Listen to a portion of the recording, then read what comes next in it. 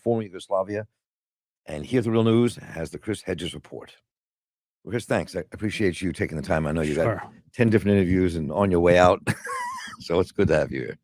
Let me just start with one of the obvious questions people are asking. What is the end game here for Israel, do you think? What do you think we're marching towards?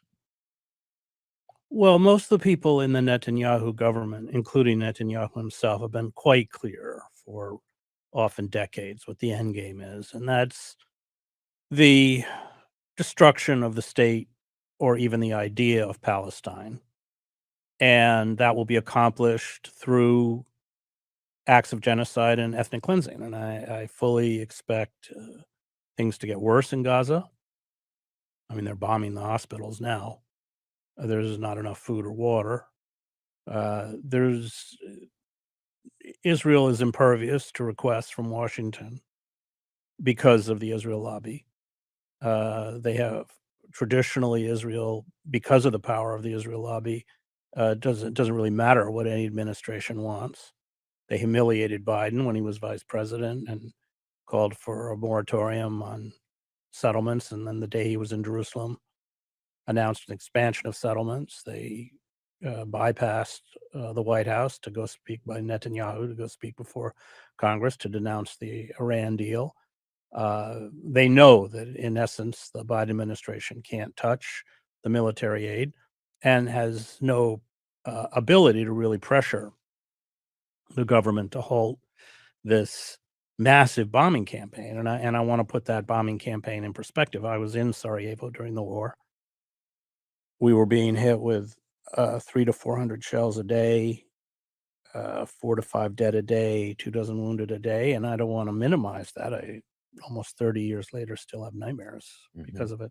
But that's nothing compared to what's happening in Gaza. I mean, the first 2 weeks, they damaged or destroyed 45% of the housing stock.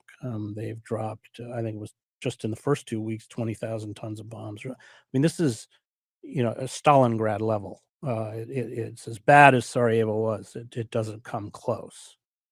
Thousands of Palestinians are trapped under the rubble. And they have surrounded the northern part. I mean, they will do it piecemeal. They learned that from the Americans in Fallujah. You don't essentially attack on a wide front. You break up your urban areas into sectors that you then dominate. So they've cut off Gaza City from the south, which is Gaza's largest city, about 700,000 people. And they're about to go in. Well, they'll go in. I mean, they don't want to. The problem with urban warfare, which I've been in, is that all of your heavy machinery doesn't really give you much of an advantage. So I think that it's saturation bombing. I mean, they will keep the northern part of Gaza cordoned off, surrounded, but I expect them to kind of bomb their way to victory, or what they're going to continue or call victory. Right. They don't really want to start crawling through the rubble fighting Hamas fighters. The tunnels are an issue. We don't know how big, but they're big. But they need generators in order to pump down air into the tunnels. Right. I think most of the hostages are probably in the tunnels. This is also a very cynical decision on the part of the Netanyahu government. I don't think many of those hostages are going to come back. I think they know that and they don't care.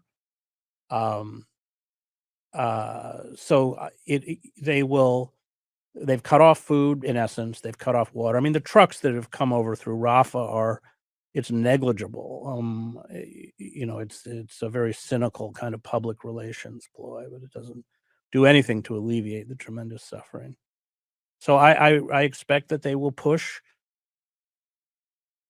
what remains of the Gaza population over the border into the Sinai, into Egypt, and they will never come back. And there have been reports in the Egyptian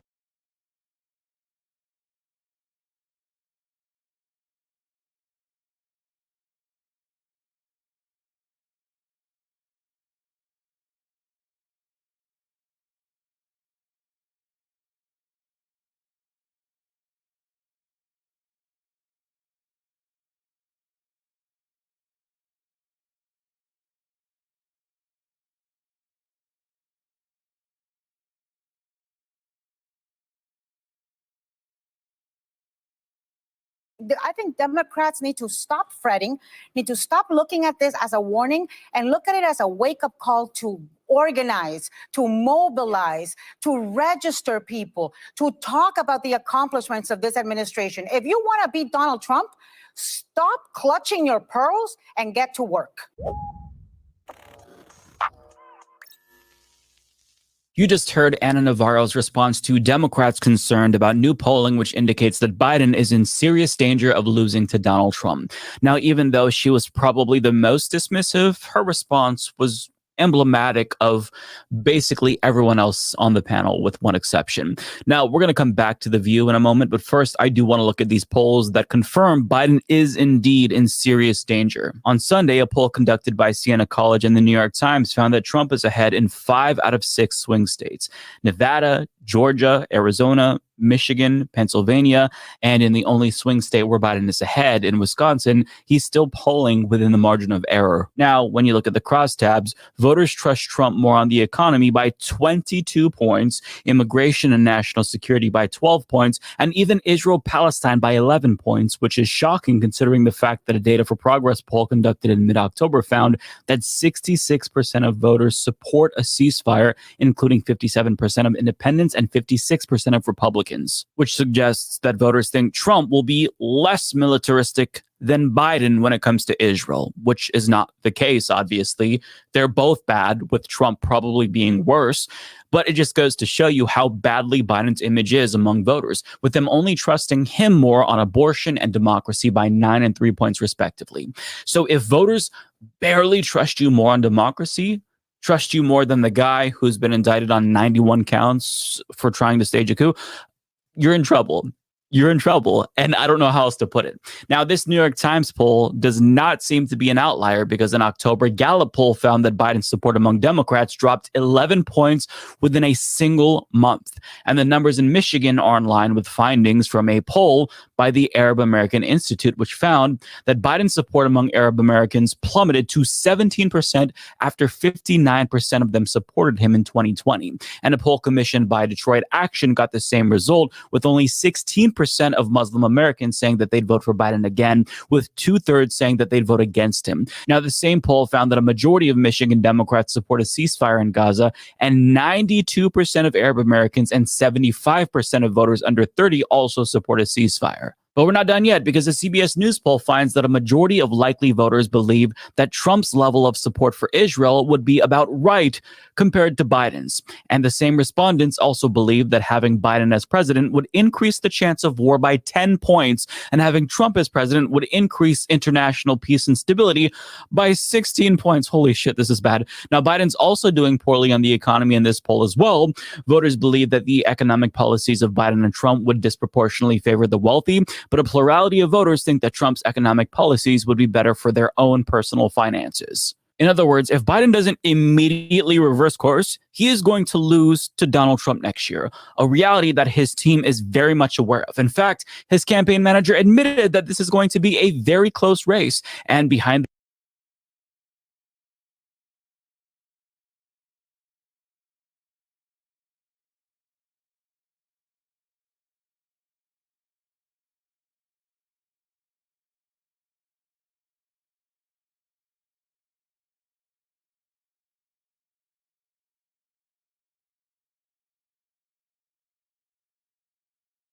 So here he is. And as you'll see, he is talking about what a horror show this is, because I think he's gotten a lot of pressure on his terrible vote. But all right, but I'll still break down how frustrating what he's saying is. Bombing refugee camps, bombing ambulances. Hold on. All right.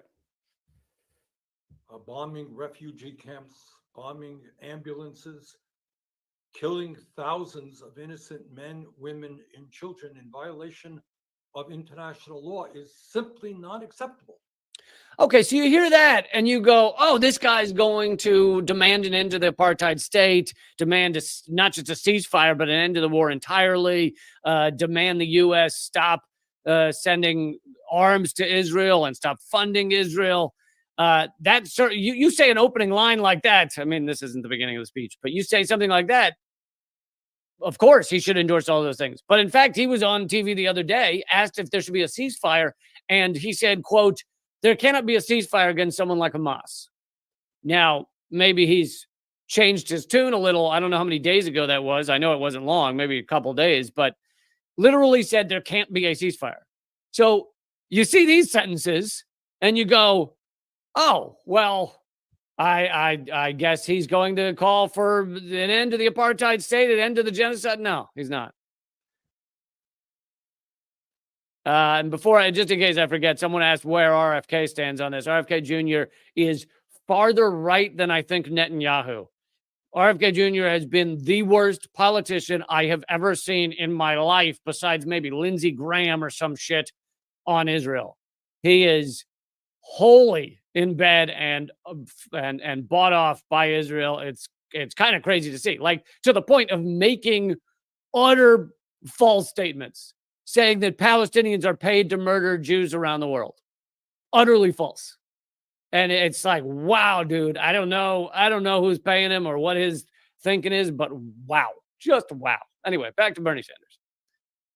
It has got to stop.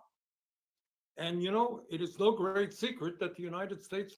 Now, he doesn't seem to mean that the genocide has to stop. He just means the bombing hospitals need to stop. So basically, Israel can keep bombing Gaza and keep Gaza as an open-air prison and like a plot of just concentration camp they own. They can keep that. Just stop hitting the hospitals, would you?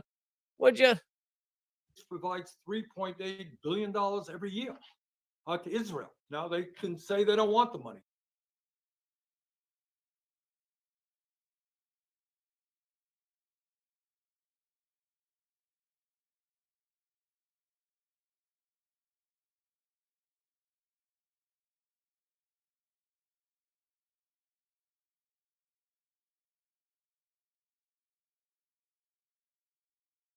This is how it's been described: a 5-alarm fire, a cardiac case in need of a defibrillator, a lemming on course to slowly march into the sea and drown. That is how strategists describe Joe Biden's reelection campaign after new polling shows the incumbent trailing 13 points behind an unnamed Democrat in a general election matchup with former President Trump. In a statement last week, a spokesperson to the Biden campaign retorted, quote, "In the off year, we have built a strong operation to once again mobilize the coalition of voters that sent President Biden and Vice President Harris to the White House with a record number of votes in 2020. Nonetheless, some Democrats are going public with their cries for Biden to drop out before it's too late." I've said this, Casey. This is not breaking news. I don't think the president should run. I don't think Trump should run. I don't think President Biden should run. We have talent in the Democratic Party. There are some leaders in the Republican Party who are willing to take on the insurrectionists and take on Trump, and I think those candidates should be considered as well. But the whole country wants a move on. On the other side of the party, operatives are insisting that Joe Biden will be the Democratic nominee in 2024, whether voters like it or not. I love Axe, but he was also a detractor of the 2020 Biden campaign. So I'm not surprised by this, but it's very disingenuous. Democrats, especially Democratic strategists, know, Republican strategists, anyone who is a professional politico, hell, the reporters know, Joe Biden is the president of the United States of America. Therefore, the head of the party that he is on the ticket of, he is a Democrat. And if the president of the United States of America is eligible to run for re-election and decides to do so, that's your nominee, baby. That's how it works. I know that that might not sound democratic, but that is the game. In fact, it does not sound democratic. Meanwhile, the ladies of The View had this message for their viewers when it came to Biden's sour numbers. Well, you know how I feel about polls, because I just feel like, you're polling 4,000 people in a place, and you can't tell me that's half the nation. All you can tell me is that, we polled 4,000 people and that's how they felt. So I always like to make sure that we're clear on polls, because you remember last time we checked a poll, they had Hillary Clinton winning. I love her to death. Great.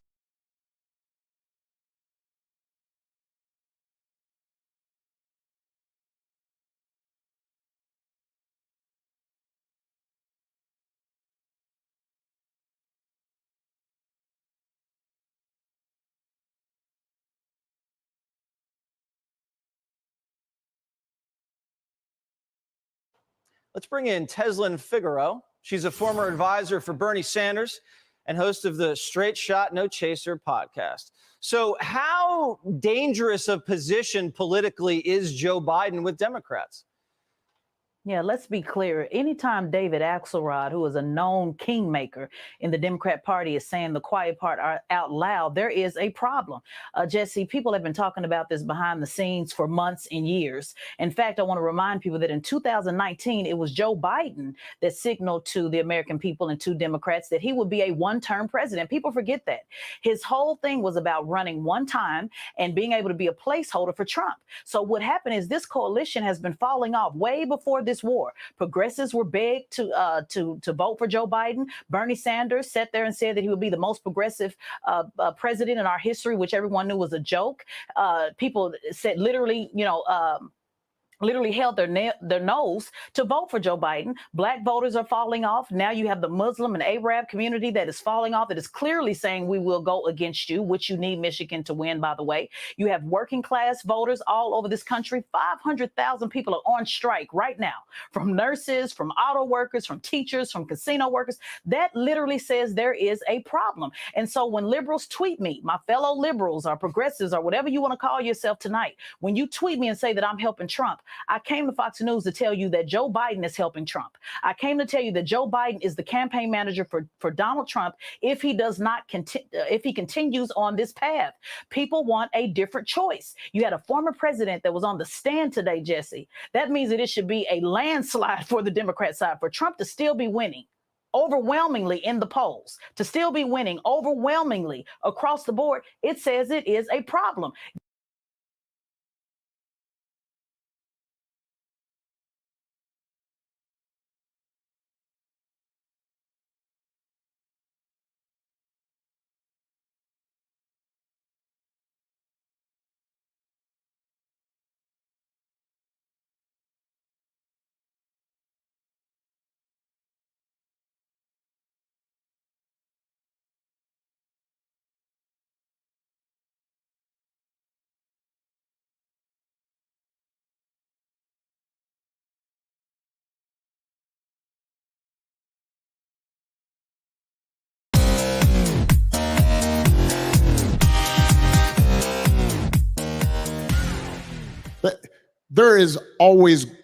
There's no way to avoid,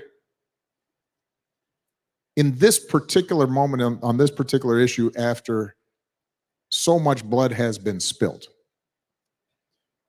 against the backdrop of this history. It doesn't matter whether it's online or in person, there is going to be rage and anger and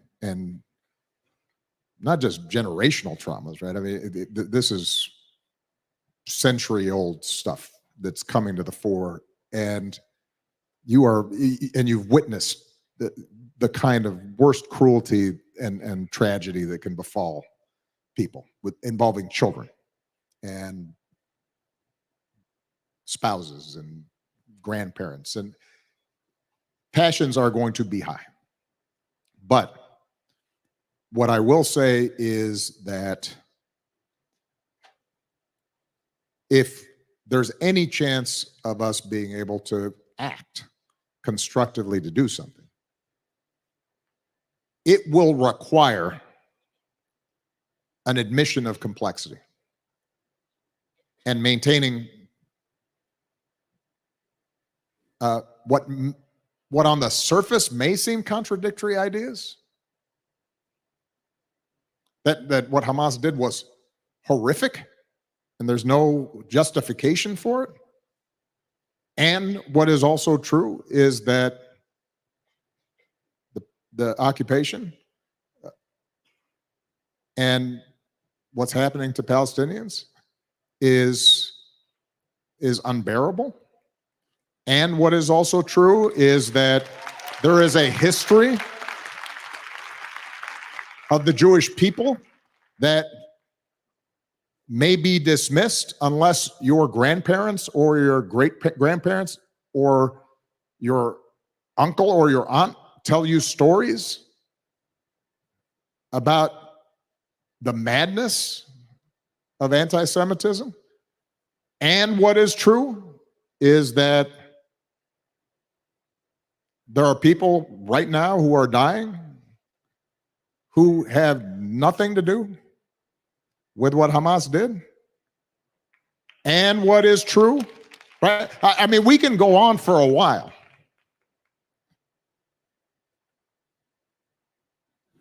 And the problem with the social media and trying to TikTok activism and trying to debate this on that is you can't speak the truth. You can pretend to speak the truth. You can speak one side of the truth. And in some cases, you can try to maintain your moral innocence by virtue of just grabbing that slice of the truth. But that won't solve the problem. And so if you want to solve the problem, then you have to take in the whole truth. And welcome to a Tuesday edition of the Nick and CJ show. I'm one of your hosts. I'm CJ. What's up, Nick? Hey, what's poppin', my friends, my family? Welcome. We got a back-to-back edition of Nick and CJ. There's just so much stuff to cover. We had to bring another episode for you guys this week. You know, we coming back-to-back with the fire content. You know, we did 3.5 hours yesterday. And we was like, we still gonna do some more. No, there's no such thing as a slow news day. What is that? What do people talk about when they say that? There's just stuff you guys don't want to talk about. There's so many stories that we cut every week. So I had to join CJ a little bit more. This time slot works good for both of us right now. So Monday and Fridays for sure, but there's so much stuff to cover. Regarding Obama, that's hilarious coming from him. This is someone who obviously trying to whitewash his image. There's one thing that Obama and Israel have in common, and as they are advocates and they engage in bombing hospitals. This is my little funny meme. This was Barack Obama after seeing Israel bomb a hospital and kill hundreds of innocent people. There's you have Israel that's bombing doctors and hospitals right now. This is Barack Obama. That's my boy. This is what I do. You know what I mean? So in response to that, I know you probably want to share more. Sabby had a great response, but actually I'll pass it to you for I don't want to spoil it. CJ, anything you want to add? I don't want to get too far into this. No, I mean, this is very short. It's a short segment.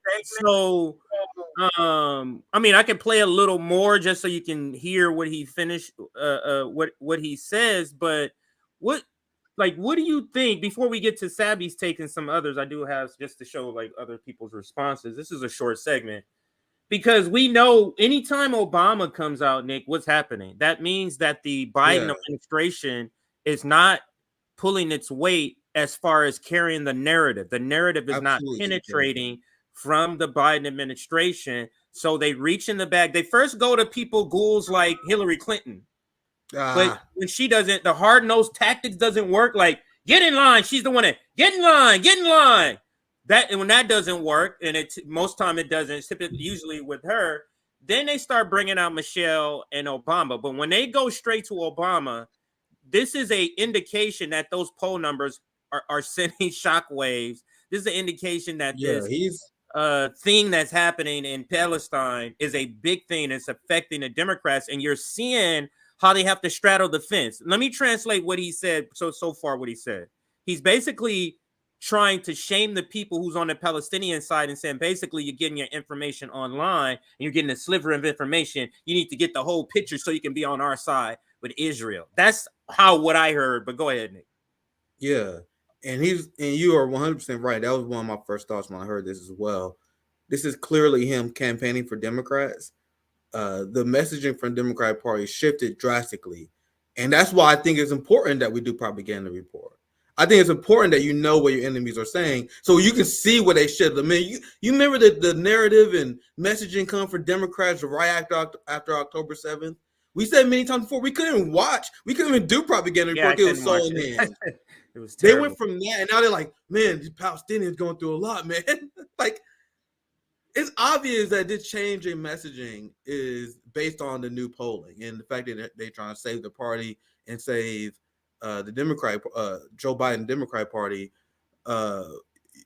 because there's this New York Times article that is full shit, and I may cover it either today or later this week, where they're like, man, Ukraine and Israel really shows the limits of presidential influence. That's like their premise. And I was like, you're full of shit. Everyone's like, you're full of shit. Biden is 100% complicit. There is a report that showed that U.S. intelligence is helping Israel. They have drones that are giving the IDF information about targeting locations. So they are directly complicit with the genocide. The United States sending warships and weapons to Israel. But now the new message that's coming, and as someone who studies this now, almost kind of in an obsessive way, I admit that, I've seen like this narrative where they're like, oh man, Biden's helpless here. Like in reaction to the outrage, the panic that the Democratic Party is going through. And then now they also virtue signaling support for Palestinians like Barack Obama's doing. It's so obvious, and it's going to be very interesting to see how they play out, because I see nothing but panic from the ruling class here. This is panic here. We got them by the balls. Zionists are losing the information war on a scale I'd never seen before. They took L's before, but I'd never seen this before, CJ. But go ahead, CJ.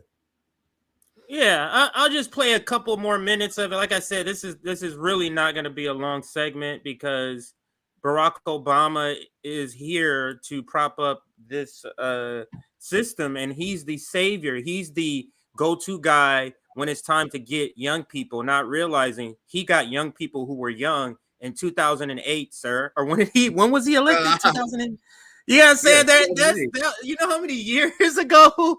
Those people are not teenagers anymore. I was a dumb kid back then. I'm a completely different person. It's a completely different person. So, oh yeah, you were part of the generation that was that young group that he got. Yeah, I shamefully admit I was part of. I couldn't vote in 2008. I was playing it before. I was just under 18. I was a senior in high school, 17, 18. I couldn't vote, but I remember being an Obama supporter. And then I voted. And then in 2012, I started to sour on him. I was playing many times before that. That was the one and only time I ever fell for the lesser two evils. I didn't really like Obama at that point, but I was like, man, Mitt Romney, man, that motherfucker's about to fuck shit up. It was so ridiculous, you know what I mean? So you guys see the young me from high school that fell for liberal bullshit. I'm a completely different person. So the idea that Obama can still whip young people, to your point, which is a great one, is absurd. Like, everyone who was a part of that coalition are completely different. You know what I mean? But go ahead, CJ. Yeah, let's just listen to maybe another 90 seconds of this. And you then have to admit nobody's hands are clean, that all of us have are complicit. Now you hear what he's saying. This is a little bit amazing to me, Nick, I must say, because for those of all of us, and all of our members have been to protests, some of us multiple protests. If you think those steps you took in that protest, Nick, didn't do anything, the reason they're coming out even doing this is because they're seeing the thousands of people. They cannot overlook this, and the only reason the Democrats are the ones that have to address it, because that sea of people out there in Washington, D.C., it's a lot of their blue people out there. That's the only reason. So understand, the pressure of this mass movement for free Palestine worldwide has brought to bear Barack Obama coming out having to use this phrasing that we're all complicit. Because they have to understand, you can't just no longer just say humanitarian. No, you need to go further and say we are complicit. We're talking. You can't bridge the gap between somebody saying this is a genocide and this is somebody supporting them just simply by saying, oh, humanitarian. You need to go further. You got to go, okay, we are complicit.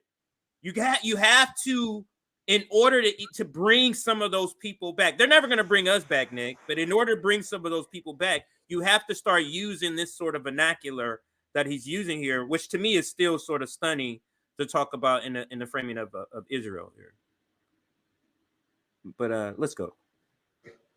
To some degree, I look at this and I think back, what could I have done during my presidency to move this forward as hard as I tried? I've got the scars to prove it.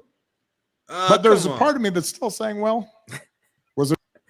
Come on. When he says scars, what is a person who's a billionaire? When they say scars, what does that really mean? Is it really scarves? And they're just like, just not pronouncing the F's. Like, does he really have scars from what?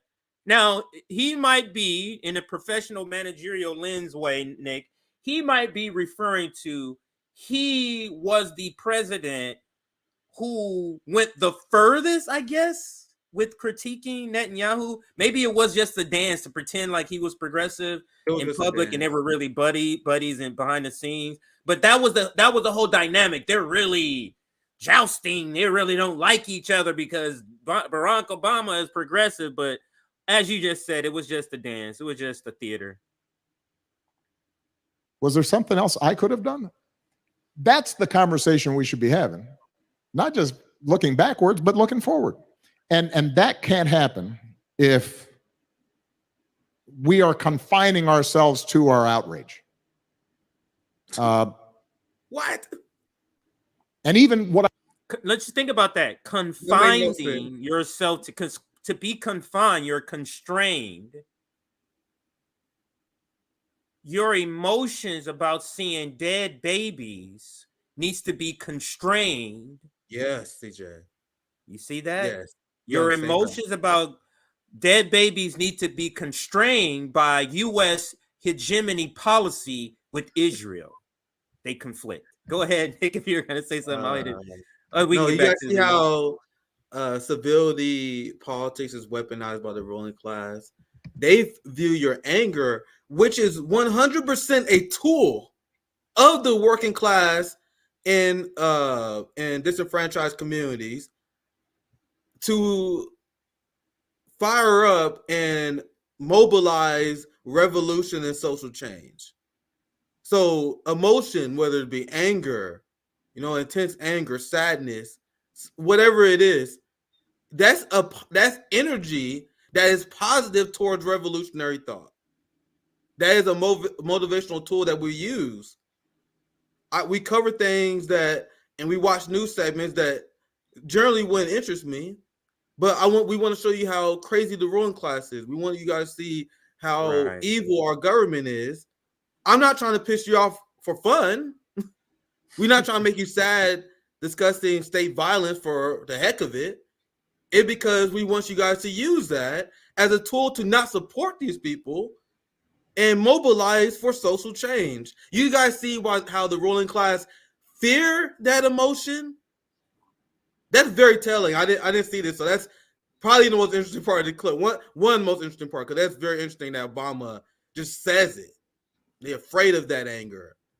People who've been victims of state violence and people who stand in solidarity with people who are victims of state violence now. But let's continue, CJ. But it's very white supremacy-ish. Don't be confined by your emotions as you kill genocide an indigenous population on the United States soil. Don't be confined by your emotion as you enslave, rape, kill, sell. You get what I'm saying? Don't be confined by your emotions with that. Just do what you need to do in order to make this country prosper, or whatever the goal is. So it's very telling to me. But let's get back to the video. What I just said, which sounds very persuasive,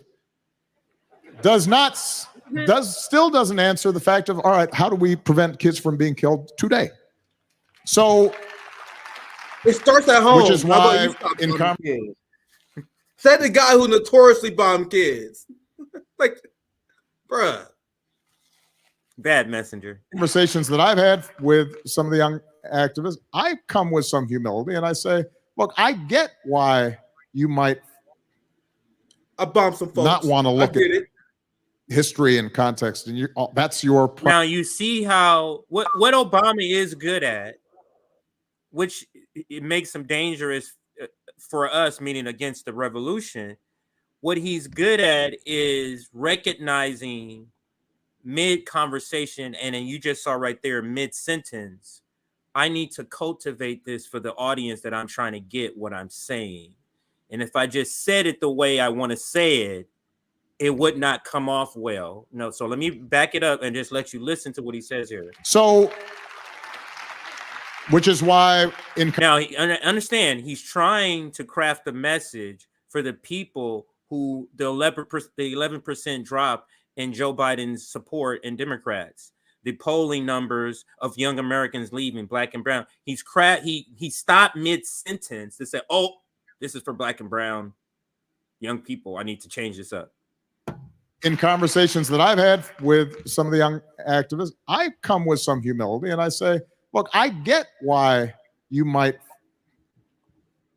You see this pause here? This is a skilled propagandist, Nick. Absolutely. Skilled. The ability to recognize mid-sentence. And that look he has, that's a look of deep thought. That's a blank stare. That means you're physically here, but your mind is somewhere else. That's because he's trying to instantly mid-sentence craft the right message for who? The people that he needs to come back to the Democratic Party. This is why they bring him out. And it's very important. The reason I'm going into this detail is it very important that I always say this is probably the most dangerous propagandist on the face of the planet. This guy. So, which is why in conversations that I've had with some of the young activists, I come with some humility and I say, look, I get why you might not want to look at history and context, and that's your primary concern. But the problem is that if you are dug in on that, well, the other side is dug in remembering the videos that Hamas took of what they did on 7th, and they're dug in too. And now, if you didn't understand what he said, because he had that moment of clarity where he had to stop what he was saying, is to pull back in the language and not to offend. Because he's basically, what he's saying is, if you're not going to acknowledge that this is the Jewish holy land, that is what he's referring to. On the Palestinian side, meaning they have a right to this, that's what he's saying. Then the other side is just as dug in to whatever they believe. That is what he's saying, and he's trying to get us to side with him. And man, this guy's good. But unless, Nick, you had any further words, I wanted to end it on this part because this is a skillful freaking propagandist right here. And he does it with ease. He's like the Jay-Z of propagandists. Like, he just does it with ease and can just talk, don't have to write down lyrics. And just, you know what I'm saying? It's an easy thing that comes natural to him. And that's what this guy is. He would be a top salesman in any sales class that I would. I'll pass that back to you, TJ, but I'm going to just end it with Sabby's point because she made a good point on this that went pretty viral on Twitter. So I could pass to you. I'll just end on Sabby's point. Okay. All right. So let me go to a couple of reactions and then we'll end it with Sabby's reaction. I don't know if no, I did see it. Yeah, I did go. I did. I think, yeah, I did. I'm pretty sure I've seen it. But let's just look at some people like Margaret Kimberly, for example. I always like to go to our elders just to get some reaction of this. And what does she She's been on say? fire recently. Yeah. She is a comedian too. I feel like her should be funniest.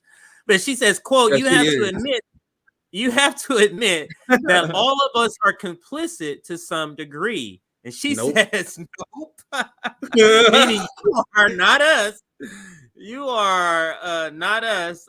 Lee Camp. Let's go, Lee. Yeah, wow. Not only does Obama take 3 minutes to give a non-answer on Israel, but he literally says, quote, I wonder if there's anything I could have done when I was president. Yeah, not endorse, fund, armed, genocidal, apartheid state. Maybe that. And then I thought, did I have yours? Did you have one? No, it was Nick right here. This Nick. Obama had the power to stop the 2014 Gaza massacre. His VP is now carrying out his genocidal legacy. In this clip, Obama shifts the blame to TikTok and social media. What a nightmarish joke. I wanted to end with that. Next level Tweet. I'll evil. pass it to you for Savvy's tweet if you have it. Yeah. I think this is a good way to wrap the segment up, and I think we can cover the Rogan segment next. I think it fits well because I got I got quite a bit to cover. But this is Savvy where she says our amazing sister from RBN. Obama says all of us are complicit to some degree. No, he's complicit. Stop blaming Americans who don't make policy decisions for your war crimes. So let's play a little bit of this clip, and then we can end it. This is a serious issue that started 75 years ago. So if you want to talk about the history of Barack Obama, make sure you start all the way back then, where this is not just about religion. This is about the creation of an ethno-state. If it was just about religion, the Ethiopian Jews, the Palestinian Jews who are in Israel would be totally fine, but they're not. Nobody's hands are clean. That all of us are complicit to some degree. Nah, Obama, I'm not complicit to some degree. I'm pretty sure most of you watching are not complicit to some degree. We haven't been president of the United States. We didn't make these foreign policy decisions. We're not the ones that voted to give $8.3 billion to Israel every year. We didn't make those decisions, but you, Barack Obama, did. You were president. You were president for 2 terms. So don't try to put this on the American people, especially those of us that have not held a political position, because we did not make this decision. He's complicit. Wall Street is complicit. The military-industrial complex is complicit. The politicians in D.C. that support the legislation for this to continue and have continued to do so over the past couple of decades, they are the ones that are complicit. You don't get to push your war crimes on the American people. Who chose to bomb people in Libya? Us or Barack Obama? Savvy's too powerful, bro. When Savvy drops a diss track on you, it's a wrap. If you got Savvy dropping a diss track on you, it's a wrap. Anyway, CJ, I'll read some super chats just for I think for the flow of the show. I think since the Joe Rogan is our lead story, we can do that one. Yeah, and then I'll pass the rest to you because after yesterday, I'm kind of tired. I figured that's why I put most of your stories as the stories because I just figured let you kind of lead. I'll do the Joe Rogan and then we'll do that. But go ahead with the super chats or comments that you wanted to. To go so with, what I'm gonna do? We're gonna do part 2 because I decided like mid segment, like man, I need CJ for that. So what I did part 1 with you saw it with Barack Obama. Another strategy as someone who watches the ruling class like a hawk. That's what I do. The new strategy, since Zionists are losing the battle of ideas and they losing the narrative in a massive way, they are now weaponizing anti-Semitism to crack down on free speech. And MSNBC and the liberal way of doing this is unbelievable. But there's so much to cover on this because I got just to the surface level last night. You guys won't believe the people on the right and the quote-unquote free speech warriors who agree with MSNBC. That's a preview for what's coming later in the show. Thank you for the $4.99 Cobra. Nick and CJ, you must now declare on your taxes that you're funded by an organization known as Cobra. Thank you for $4.99. We are funded by the proletariat. We are funded by the proletariat. Thank you for $5. Daryl, I think I met Daryl. I may be wrong, but I recognize him. I think I met him in Seattle. Great guy. If this is the guy I'm thinking of. America is a giant scam ran by psychopaths. Wake up, people. Yeah, Darrell from Seattle. Yeah, I met this guy. Fantastic guy. Darrell is. Big shout out to him. Thank you for $5. Niz, Michael Smith. I don't want to get y'all in trouble, but when do we say fuck protests and show up with our toys? I see what you're saying now. Just for a sec on YouTube, I can't say anything. Yeah, we understand, but we understand. Yeah, I know what you're saying. And audience understands. Yeah, I know what you're saying, but we gotta be careful. Thank for $9.99, Janice. I don't post. No Obama. You and everyone in our government complicit. We did not hold elected office. We want our taxes paid for NHS and jobs here, not funding a NHS and a job for genocidal regimes over there. One more for Janice, friend of the show. Thank for 999. They violate the Second Amendment, pass no laws respective of any religion. Each took oath to protect and uphold the Constitution from all enemies, foreign and domestic. So did all military, all broke oath. Well said by Janice as always. So, CJ, I'll pass to you. I think we're gonna cover Rogan. Now, yeah, we'll cover the Rogan. We'll cover the Rogan interview, and it's really, I guess, I mean, if we were using the vernacular of misinformation, it's just a lot of misinformation in this video that I'm going to bring up. Now, the guy's name is Tim Kennedy. Now, I'm sure he's probably some popular guy that I'm just not in the loop of who he is. Maybe I'm sure somebody in the audience might tell us who he is. But there's a couple of clips that went viral. And then I went back and watched the interview, and I just thought, yeah, the clip is nice, but I think for a deep conversation or a deeper conversation, I thought it was better to kind of play the clip, and it's from the jump. They already kind of get into it.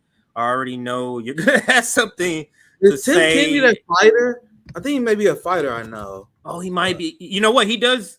You know what? Let me just. Yeah, I know Tim Kennedy. I've seen a few of his fights. Yeah, I know who Tim Kennedy is.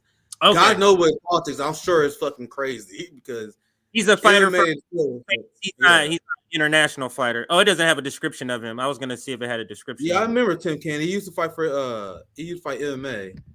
Okay. Yeah, he was in UFC. Like Force WC. Yeah, I remember that guy. Yeah. How is how is it? Is it 50-50? Because I remember there was another, I think it was a Brazilian fighter you liked, but he was on the side of Ukraine. And he was that kind of turned you off. Fucking MMA is crazy because apparently the only people in MMA with base politics are people in Dagestan.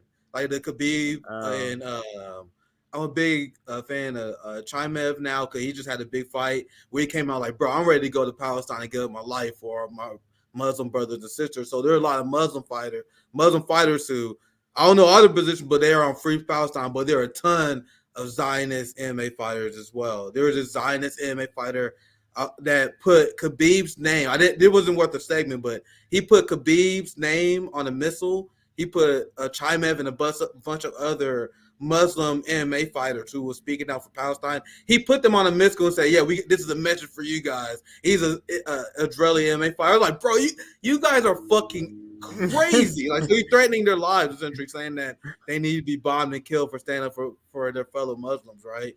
So the MMA community is deeply conservative, even among the Brazilians, because a lot of the superstars, once they become wealthy and rich, they become class traders. So you have people like Anderson Silva, Jose Aldo, Lyoto Machida, a bunch of these fighters who became rich, who was big Bolsonaro supporters, and Bolsonaro's waged class war against Brazilians, and a lot of people who support Bolsonaro were these celebrity rich people. Bolsonaro had control of the media, but Lula's base was poor evangelical Black people, poor working class people. Meanwhile, people like Neymar and all these rich Brazilian influential athletes, they love Bolsonaro because they were class loyal, and they also were social cultural warriors. Justice. Okay. They cultural. I don't know why I blanked on term, but they cultural warriors. So they like deeply Christian. So they like fight the cultural war very hard, and they class warriors. So that's on the Brazilian side, and on MMA side, you got Chris Weidman. You know what I mean? You had the former welterweight champion. I'm blanking on that guy's fucking name too. The guy who talked a ton of shit. How am I blanking on this dude's name? The other what? Oh yeah, even the Kamaru Usman, the guy he beat with. I'm blanking on the guy's name. But Kamaru Usman, the Black African welterweight champion that the Black community cool with, he was conservative. He was a Trump supporter. What the fuck am I blanking this on this day? That's crazy. But so even the Black MMA supporters like the right wing. And it's sad because martial arts came from a revolutionary perspective. Like capoeira was a revolutionary martial arts, and a lot of martial art came from revolutionary background. But now capitalists and their influence really took over the culture of MMA. But that's my rant on that. I'm sorry for that preface, but we can get to the video. No, that's a good. Joe Rogan is deeply disappointing. My last thing I said before the video, because I explained many times before, everyone in the MMA community followed him. I followed Rogan way before he was super popular. The fact that Joe Rogan became super popular is still weird to me, dude. I remember that is weird. That is very weird. I listened to him when his podcast was in the double digits because he used to have martial artists on it. I remember he had Uriah Faber on, Chael Sonnen, a lot of fighters on. He had Charlie Murphy on before anyone knew what the Joe Rogan experience was. I remember he used to talk about lefty, anti-war shit all the time. He was talking about how, man, people need to listen to people need to have health care. He was and that's the only reason I used to listen to him. And then I saw him change. As soon as he got popular, also he started hanging around people like Ben Shapiro, right-wingers. Then I saw him telling people to shut the fuck up and go back to work. Like, bro, you used to be a fucking hippie pot smoker that wanted peace. And he was a Bernie Sanders supporter. And he completely flipped as soon as he got super popular. As soon as he became a 100 millionaire, this guy became a culture warrior, a big capitalist. And now he's a big Israeli, a big Zionist now, apparently, which is crazy considering he had Abby Martin on his show. I was just gonna say that. I don't want to spoil that point because that was a point. I got that clip. No, it's not a point I had written down. It's just the point that I was saying based off what you were saying. Is that Abby had already schooled this guy. We did a segment like 2 weeks ago on it. So, but let's listen. Let me know when you want to start. We'll probably listen to maybe 5 minutes of this. And Nick, so if an intruder comes into your house, they have an arm, and then they lay their arm down. Are you going to do anything to an intruder, Nick? Yep. You see how the colonizers always view themselves as victims? And by the way, he uses the same rhetoric that slave owners use, by the way. Come on, man, we can't let them free. What if they all kill us? This is literally slave owner propaganda used throughout history. These people learn from their ancestors, man. Like, you think you don't think these propaganda techniques aren't passed down throughout time? And I don't know this guy too well, but one of the chats, and this rings familiar from what I know from this guy. He was a veteran. I know who Tim Kennedy is as a fighter. He was in Afghanistan. He viewed Middle Easterns as subhuman based on one of the comments I put up. And, you know what I mean? These people know their past. They know where their generational wealth come from, so they're willing to lie on behalf for the improvement of their community, and that by violence by all means. We instituted this state based on a genocide and slaughter, the Nakba. And if you guys ever try to change the status quo, even using the same violence means that we started with, you're in the wrong. And there are some people that watching for this guy advertise this on Twitter. We're gonna cover this article from Atlantic that essentially summed up his argument right now. The ruling class is desperate to take armed resistance off the table, even though they got their power and capital from armed violence. So in the Atlantic, they had an article that essentially said people who are victims of colonization, they don't have the right to resist by any means. We can cover that later, but that's essentially what Tim Kennedy is saying here. But let's continue. In that problem, in the Hamas charter, I want you guys to realize that Palestinians accomplished what progressives dreamed of with the Democratic Party. Palestinians technically push Hamas to the left. I was listening to a lecture about this where someone explained, like, when Hamas was founded, they're not military. They're not like professional managerial class. They're not well studied. They were just ordinary villagers, religious people who were displaced and victims of genocide. So they put a chart together, knowing only thing that they know with their ignorance, they don't know that much. And they had an original charter that was pretty brutal because they only view Israel as Jews, Zionism as Jews. But ever since then, Hamas has made it 100% clear that they don't view Zionists as Jews. And they don't view people who are Jewish who support their liberation as enemies. So back in the Hamas charter in the 70s and 80s, they had pretty vicious language, right?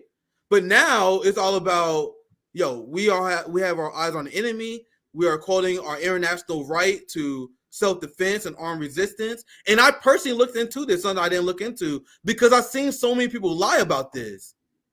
Like, so many people, when they make the Israeli argument, they straight up lie about what Hamas says. The Hamas, the organization as it is right now, they are absolutely not calling for the deaths of all Jews. And this is a lie that is often repeated. But let's continue.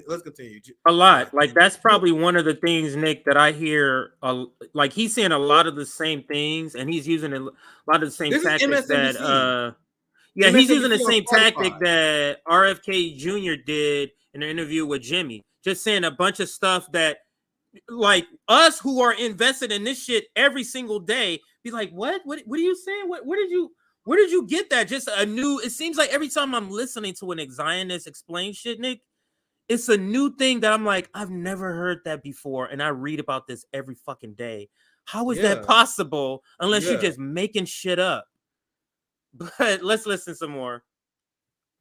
Hamas just went away. What they're doing. Because if you're a Palestinian that is okay with going through checkpoints, with okay with having Israel steal your sovereignty, rob you of your houses, kill your reporters, kill your family, then you're a good one.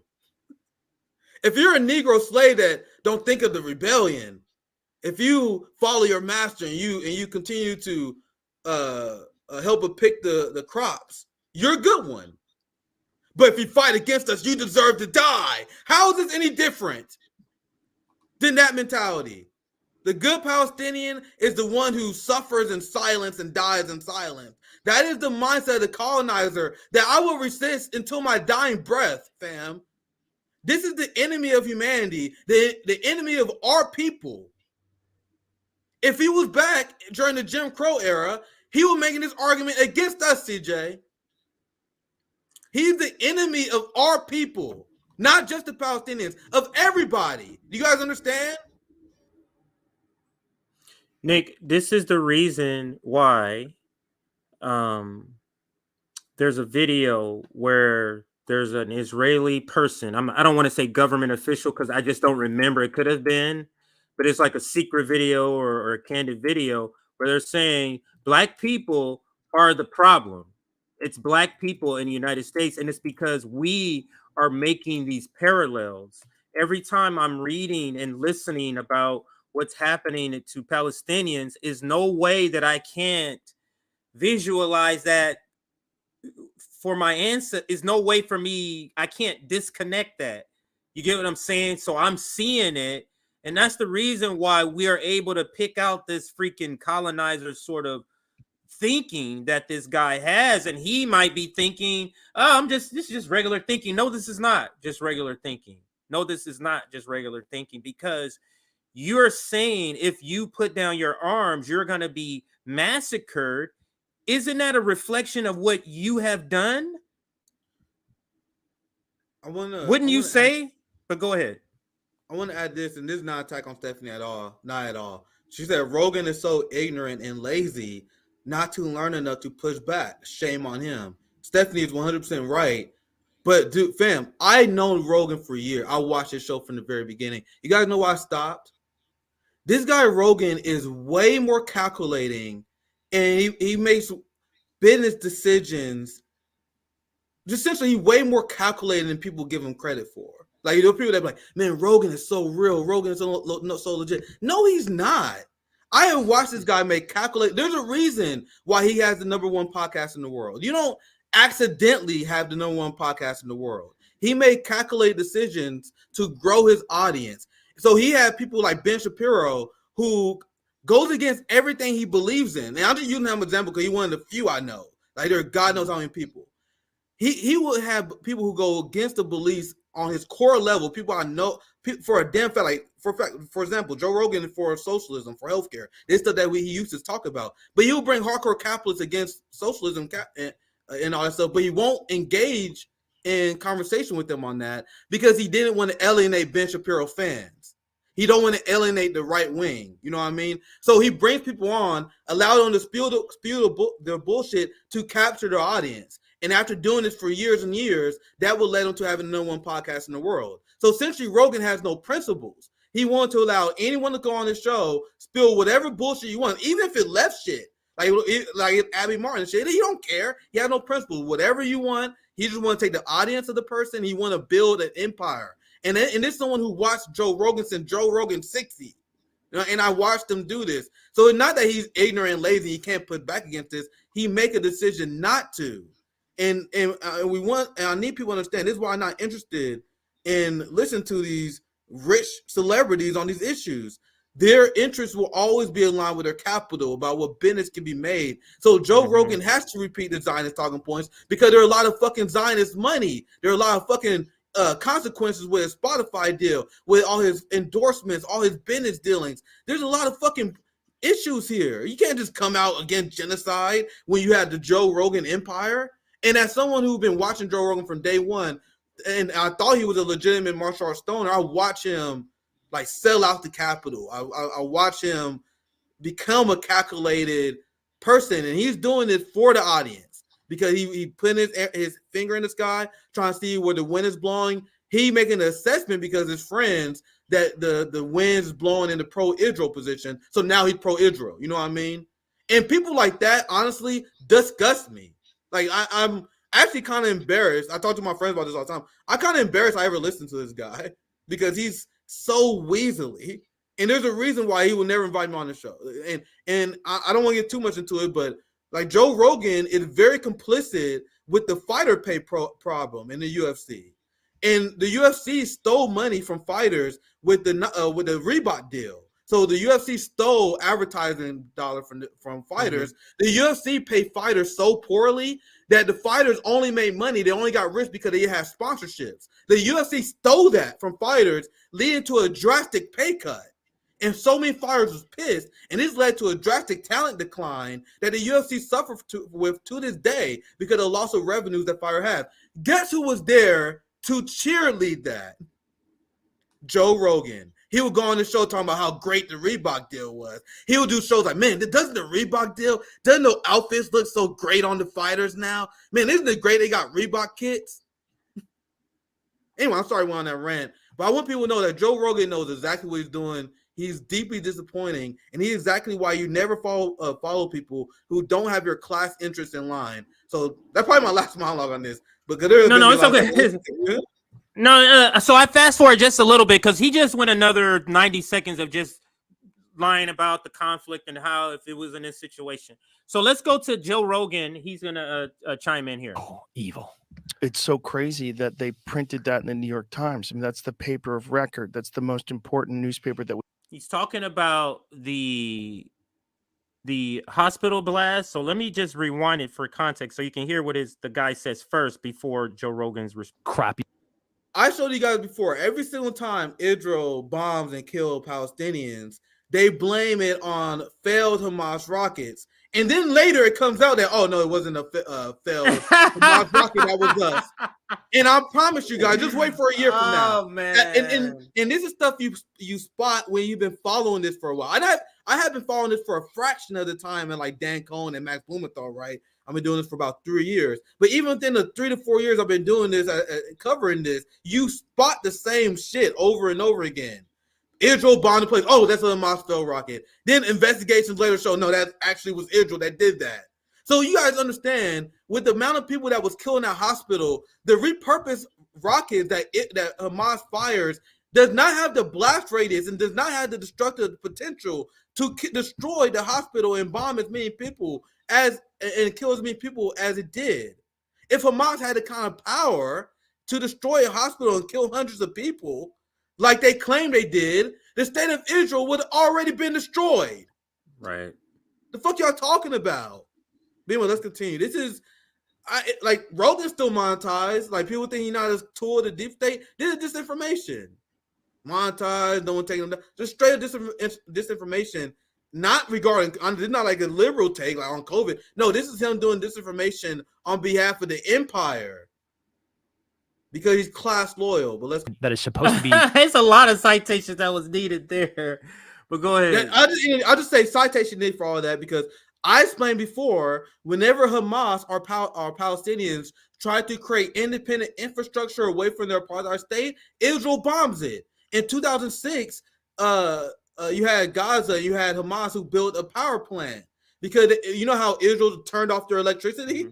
Yep. They want to make it so Israel can't turn their fucking electricity off. So they invested in a power plant, and then Israel bombed the power plant. That happens every time. So and what's in these Zionists, they just make shit up. And if you was debating this guy, he would just bombard you with misinformation.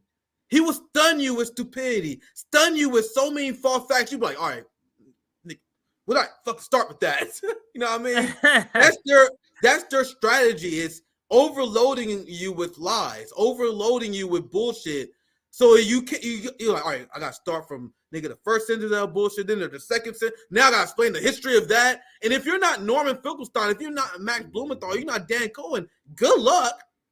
I think I can do decent against this guy. You know what I mean? I think my ego tells me I can do decent, but I am not the guy to be doing. I think like this issue is so important. You need someone who's been doing this for you. That's why I haven't been making these challenges. I think you need like Dan Cohen and Max Blumenthal. The issue's too important. Even though I'm decent at it, you need a master. You know what I mean? So I wouldn't put myself against this guy. You need someone like Dan Cohen and Max Blumenthal who would absolutely dismantle this fucking guy. You know what I mean? Because it's just mountain of lie on lie on lie. And unless you're an expert, unless you lived it, you're gonna struggle. And I'm not sure how I would do, to be honest, because I'll be like so stunned. Like I'll be like, hold up, wait, where do I start with this? You know what I mean? But go ahead, CJ, if you want to chime in. I think that a good tactic could be if he's debating somebody and the perspective is colonization. That's the perspective, because then anything you say that Hamas, quote unquote, Hamas and Palestinians did, then you can frame it as this is a slave revolt. You get what I'm saying? So it depends, but it's very hard when you're pummeled, because your brain starts to go, because it's not just the lies. Even if you are well versed, is that your brain is going, what the fuck is he talking about? Like you're overloaded with what the fuckism. You get what I'm saying? Like what the fuck is he talking about? That overwhelms you to even where you start to forget your own points. But I think we can end this video here so we can get to the rest of the presentation, the rest of the items for the rest of the stories. But the last point on this video, it's very telling, Nick, that Abby Martin's on there. Joe Rogan looks like he's a damn Palestinian supporter. Then you get this guy, Tim Kennedy, on here. He looked like he's pro-Israel. And it's just like, I guess whoever's in the seat, he pretends like he's for them, because when Abby was there, she said all of this stuff. She said we're the beginning of this stuff. But she said about the Nakba. She said all these things that he acted like he got. Now he's not remembering this stuff. Yeah, this is why. But go ahead. Go ahead. Yeah, this is why Joe Rogan is disgusting to me. I don't trust him. Because I told you guys, I show grace towards ignorant Biden voters, towards ignorant Trump voters, people who don't know better. You know what I mean? But when you've been explaining an issue like this, and then you have Tim Kennedy and God know who else, because I ain't followed the podcast, I don't know how long. God know who else he had on that spread bullshit. You don't, and then you pretend you haven't heard. You pretend you don't know this. You making calculated decisions based on money, based on your standing of your podcast. That makes my skin crawl. Like these calculating, slimy cowards. You know what I mean? So let's watch this clip that Joe Rogan pretends he never heard before. If you're a Palestinian and you live in Gaza, you're just stuck. You're stuck forever. And that's why these people are like, people from America, they're like, why, that's why you have this mantra like, oh, they want to die. They raise their kids to be suicide bombers. No, when you're in Gaza, you are born dead. You don't have a life. So that's why these people are giving up their lives to send a message to us. That's why they're doing this. That's the only reason they're doing this, is to send a message to us. Help us. That's all they can do, is use their bodies. It's just terrifying to me. Forget about whether it's Israel or Palestine. Forget about what it is. The idea that people could be stuck, born stuck in this spot and really have no recourse and nowhere to go, and just be thought of by people that live just a few miles away from you, you're subhuman. And that the fact that someone can make that T-shirt with 1 bullet, 2 kills, and show a pregnant woman with crosshairs on her belly, that scares the shit out of me. Morally bankrupt coward. He went from that because Abby was there. Now Tim Kennedy saying those same people deserve to die because they're radicals, and he had nothing to say about it. From my hood, where I'm from, that is a coward. You so afraid of conflict, you want to get along with everybody, you want to build your audience, you're too afraid to stand for right ideas. I will never understand why this guy got popular. And this is someone who watched early. I wasn't a bandwagon. I watched him because everyone who was in martial arts, he was a UFC commentator. Everyone followed him. Yeah. If he was even remotely in martial arts, you know what I mean? I would never understood. I would never to this day understand why Joe Rogan is popular. He's spineless. This is spineless shit here. And this is what's disgusting. Like, it'd be one thing if he was just a rich, ignorant white dude, right? No, he heard the argument multiple times. He had people like Jimmy Dore on multiple times, anti-imperialists on multiple times, and he still repeat U.S. propaganda. Shame on you. There's no one more morally bankrupt than the people who know the crimes, and they still go along with it so they can maintain their social standing. Anyway, that's my last thoughts on this. Anything else you want to ask? I said my last part, so I'll pass it to you. If you need to prepare, I can do a couple of announcements. If not, you can I want to show you guys this article. Story. I didn't know exactly where I wanted to interject this, but we're gonna continue where we left off last night. We did part one of how Zionists are trying to import their fascist ideology in the United States, and they've already been successful in this in a lot of ways.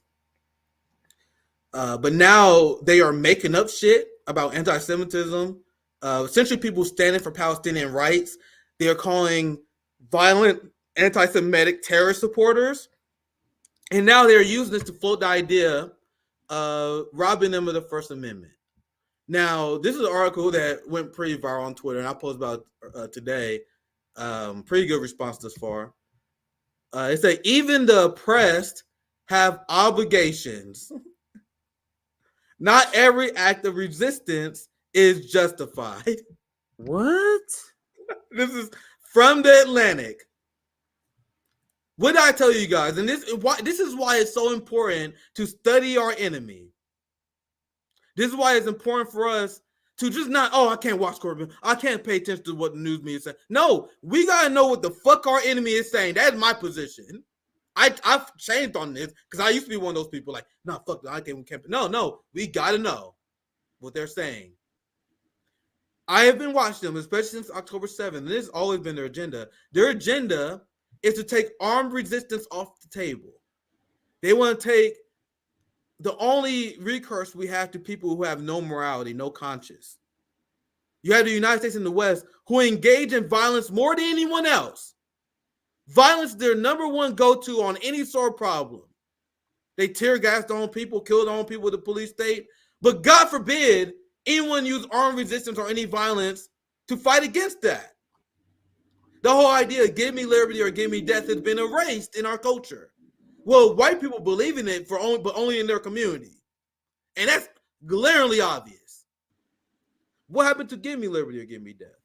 Based on what coming from the right wing, and I'm going to show you guys MSNBC, which the right wing agree with, there's no point of the Second Amendment. Like, I made the Marxist argument on why I support the right to bear arms. We should never concede our arms against this capitalist state. But the right wing, they don't truly believe in it. Because as I keep asking this question, if the Palestinians, after all the humiliation, all the death and suffering they've been put through by the Israeli state, CJ, if they don't have the right to armed resistance, who the fuck does? They're saying no one does. We built our empire. We got our money and our riches based on blood and gold. But now the violence stops here. Now we're going to lock this shit in. Now that we benefit from, let's lock it in.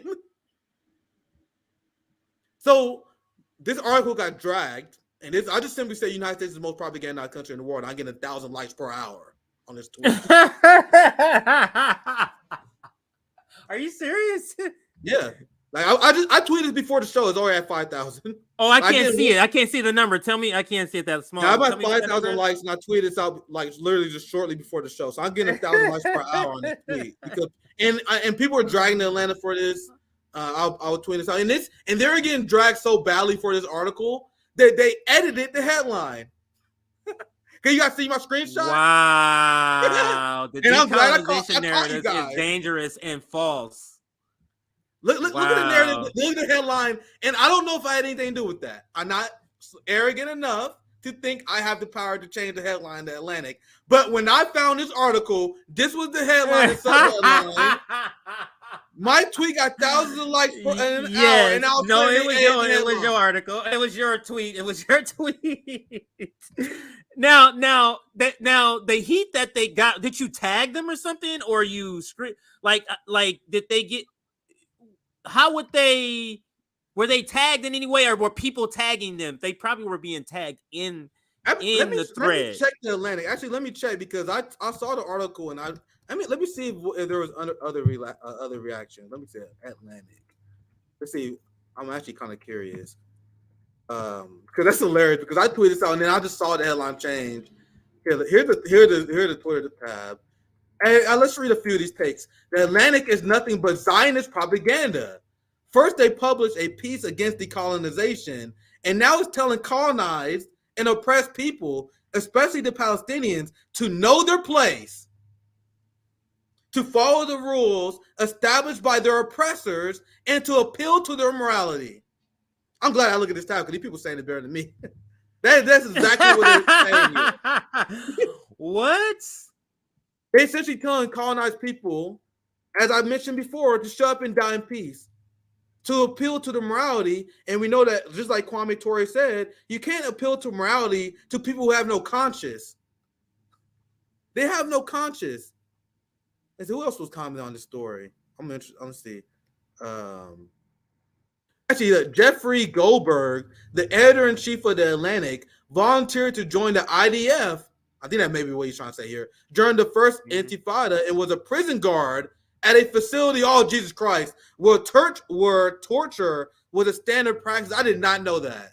Wow. So the editor-in-chief in Atlantic was a prison guard at a facility where they tortured Palestinians, if I'm hearing that correctly. Wow. All right, that's new. That's fucking wild. So yeah, I don't see that many people. That's spelled that right.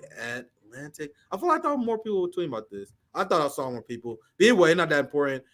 This is the mindset of the room. Let's read the current headline, because I actually didn't read it. I know it's that missed segment. I'm like, damn, they just changed the title, didn't they?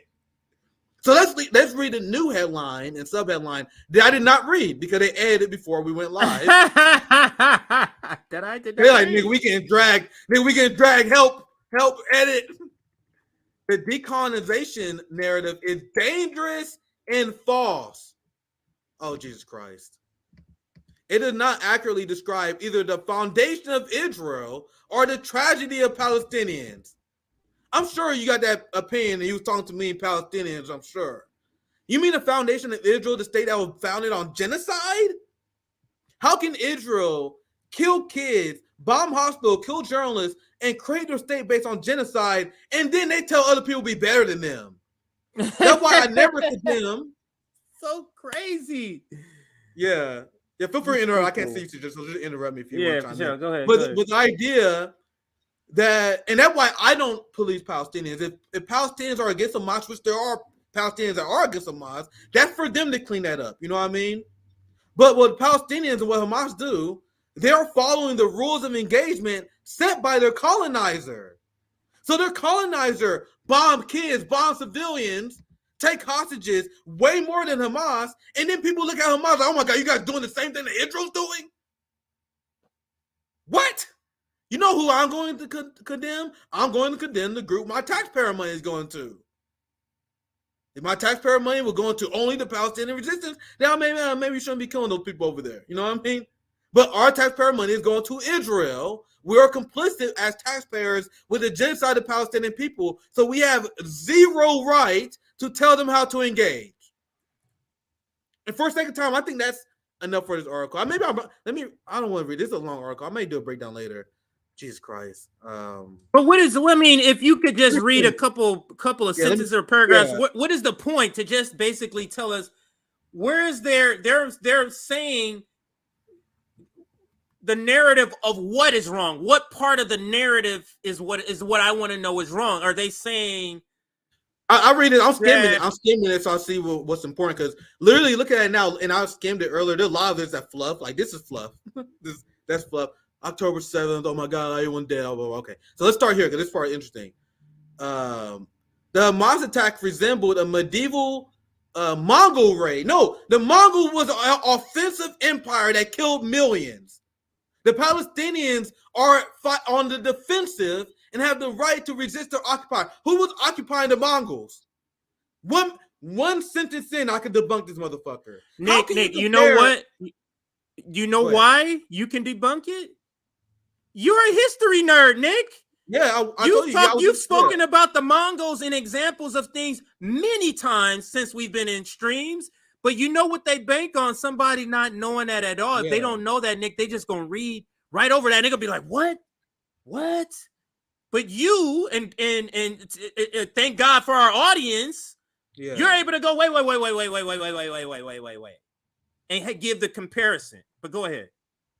And they said, "Oh, this is so fucking crazy, man! I can't even make it a sentence in this." The Hamas attack resembled a medieval Mongol raid. We explained why that was ridiculous. But look at this. For slaughter and human trophies, except it was recorded in real time and published to social media. You want to know what else who sees stuff on social media? We see dead Palestinian children, and we have for years. We have for years what he is describing, and every time people describe October 7th, they talk about Israel and what they did to the Palestinians. Right. Every single time. That's why Hamas did October 7th. Because Palestinians go through October 7th all the damn time. That's standard procedure. Israel killed Palestinians. They were like, oh my God, there's Israeli hostages that Palestinians got. There are thousands and thousands of Palestinian prisoners of war, people captured, including thousands of children that they got prisoners in Israel. I got to dig up the tweet for the receipts. I don't expect you guys to believe me. I always like to show you guys receipts, but I tweeted about this not too long ago. The amount of children that Israel has hostage and always have hostage. So I'm not spending my time condemning Hamas because Israel did it first. Everything they accuse Hamas of doing on October 7th, Israel did first and at multiple degrees. Once again, we only 1 minute sentence in. I'll just read a little bit more. Western academics, students, artists, and activists have denied, excused, or even celebrated the murders by a terrorist sect that proclaims an anti-Jewish genocide. And I'm glad. This is actually a good transition to our main segment because that is what they're complaining, Zionists are complaining that professors are teaching the history of Israel. They were saying that we are colonizers.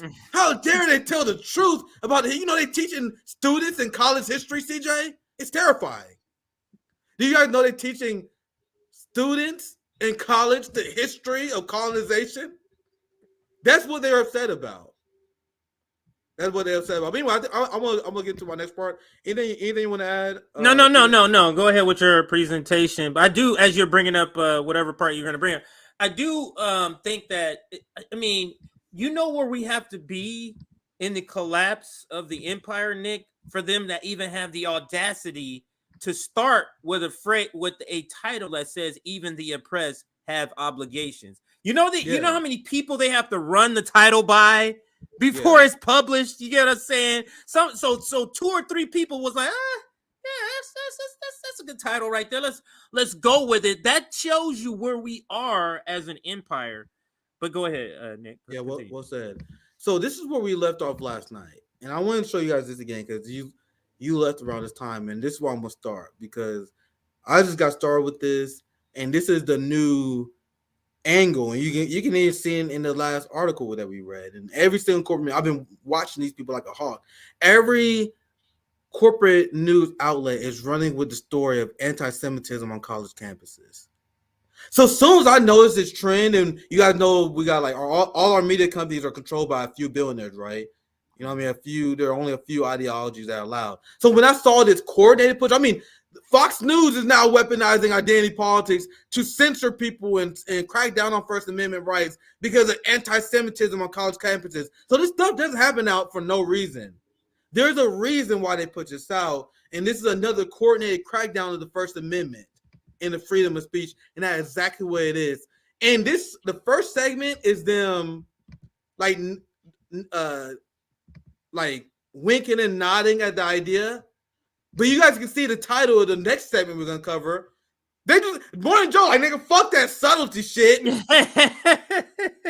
Your title says students say what's happening at schools isn't free speech. Why the fuck y'all being subtle about this? You got propaganda to do, guys. We'll get to that next. So I commented on a little bit last night, but I won't play this part again because it set up the next video pretty well. As soon as the blame was put on Jews, as soon as violence towards Jews began. But those were stories you thought just your grandparents would be telling you. I'm from New York. We have one of the largest Jew populations in the world. I never thought that anti-Semitism would reach New York. And I was naive, I think. I thought these were stories. I never assumed that they would be my reality. And that is extremely devastating. And it's heartbreaking to hear my peers who are advocates always for social justice issues. They want us to care about the feelings of this white privileged Karen over the death of Palestinian children. Right. Palestinian children are dying. Meanwhile, they're like, oh my God, Palestinian flags are making me sad. But I'll let it continue because there's a certain point I want to get to. And then we could advocating on behalf of minorities when Jews are called into question, when it's the Jews that are being persecuted, that are being threatened for their lives, there's silence, and there's selective advocacy here. Selective advocacy. There's blindness, selective blindness, and it's heartbreaking.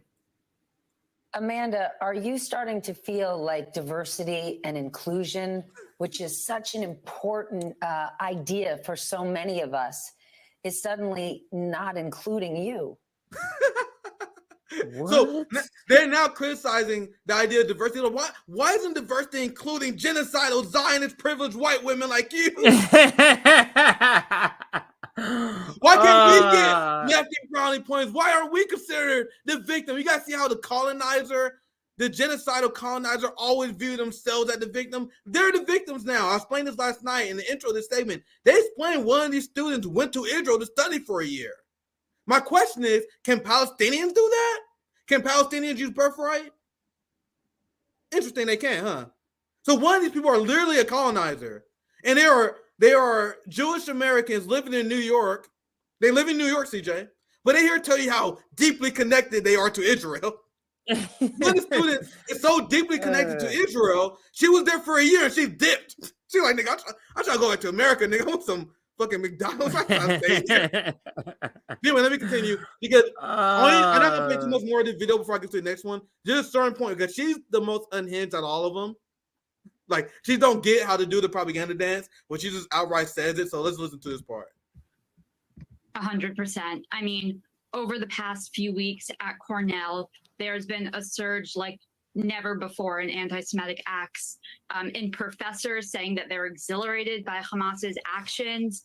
Then even following the arrest and arraignment of a student who posted direct threats to slit the throats of Jews on campus, to throw them off cliffs, to bomb their living facilities and the only kosher dining hall on campus. Even after all of that, professors are still spreading untruths and propaganda about Israel in their classes, which directly affects our Jewish community. Professors have been showing videos about why Israel is committing genocide in their courses without substantiating it, with really any evidence at all. Without substantiating it in the videos that they're showing. Like, that's not substantiating it. But go ahead, Nick.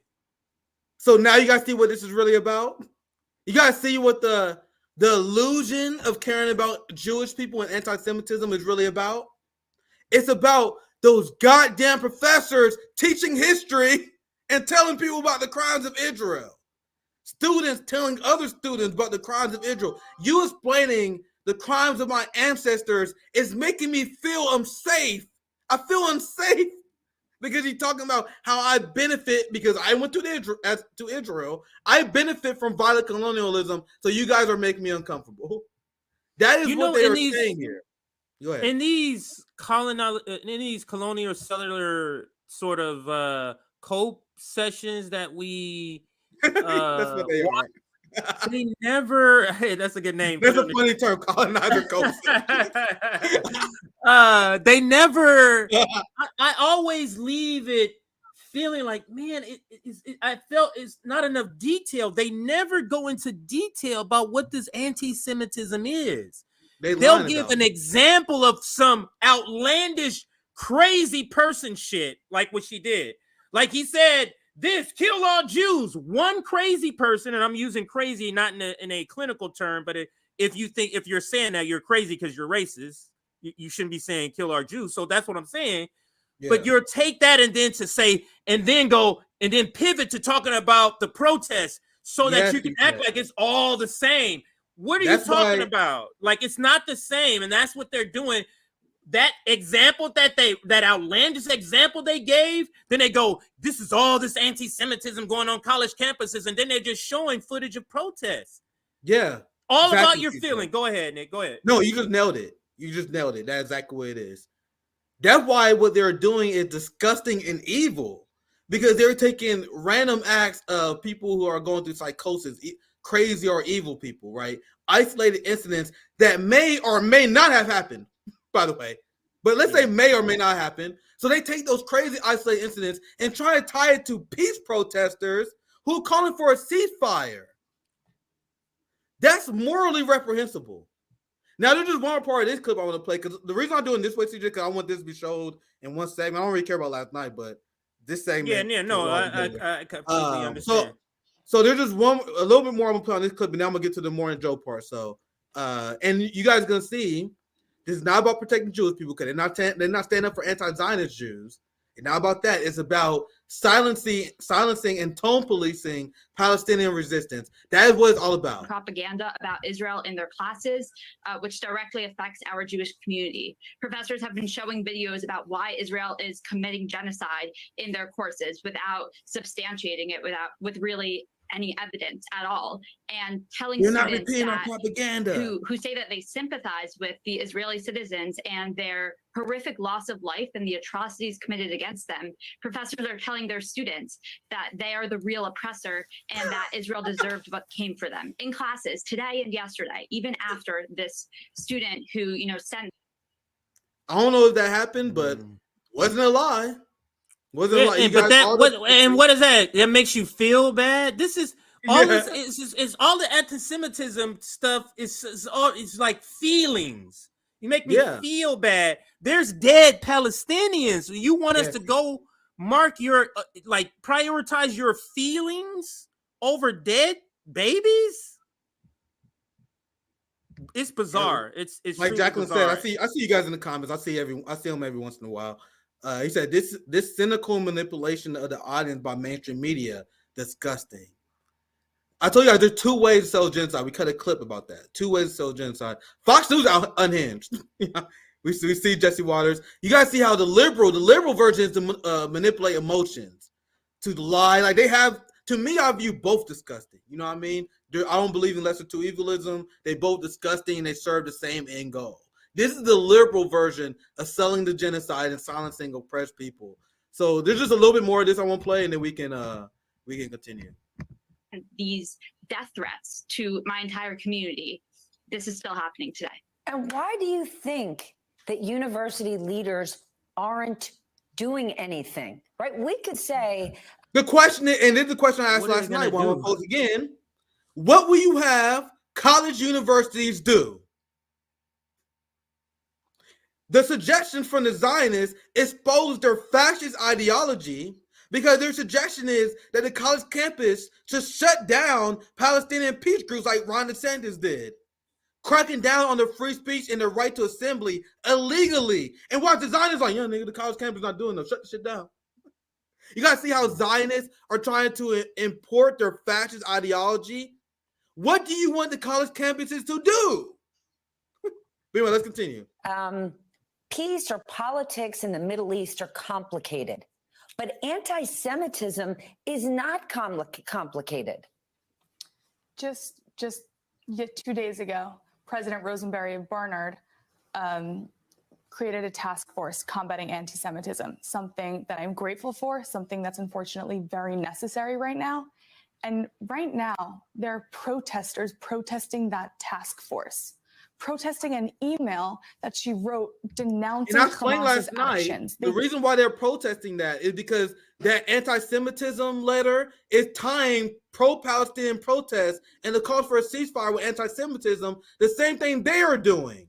What they are doing is harmful because they are tying Free Palestine and resistance to anti-Semitism, even though Palestinians are Semitic people, even though Jewish people support a Free Palestine. But I'll let continue. She's not doing enough to combat Islamophobia. She's not doing enough for everyone else. When all she did was write an email saying that anti-Semitism is not okay, and people think that's bad.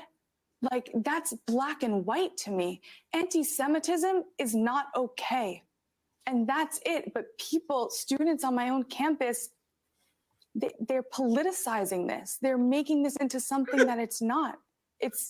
I feel scared and threatened on my college campus, and people are turning it into a Israel-Palestine issue. If you feel scared and threatened because you want slavery to continue, and now you feel scared and threatened, am I supposed to feel sympathy for you because you feel scared and threatened because you want to support a Zionist genocidal regime? Like, I don't get this. To me, it seems like these segments can only affect people that don't know about the story. Like, this is not going to affect the students.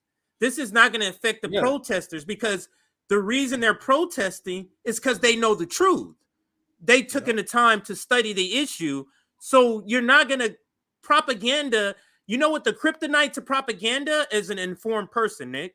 Because an informed person will be looking at propaganda. Is this a skit? Is this SNL? What the fuck is this? That's how a person who is informed watches propaganda. When a person who's not informed will be thinking that it's the truth. But go ahead. And to your point, CJ, this is not working on young people because young people are smarter than a lot of these easily to scare boomers who watch the show. You know what I mean? So that's why they are forced to authoritarianism and violent authoritarianism.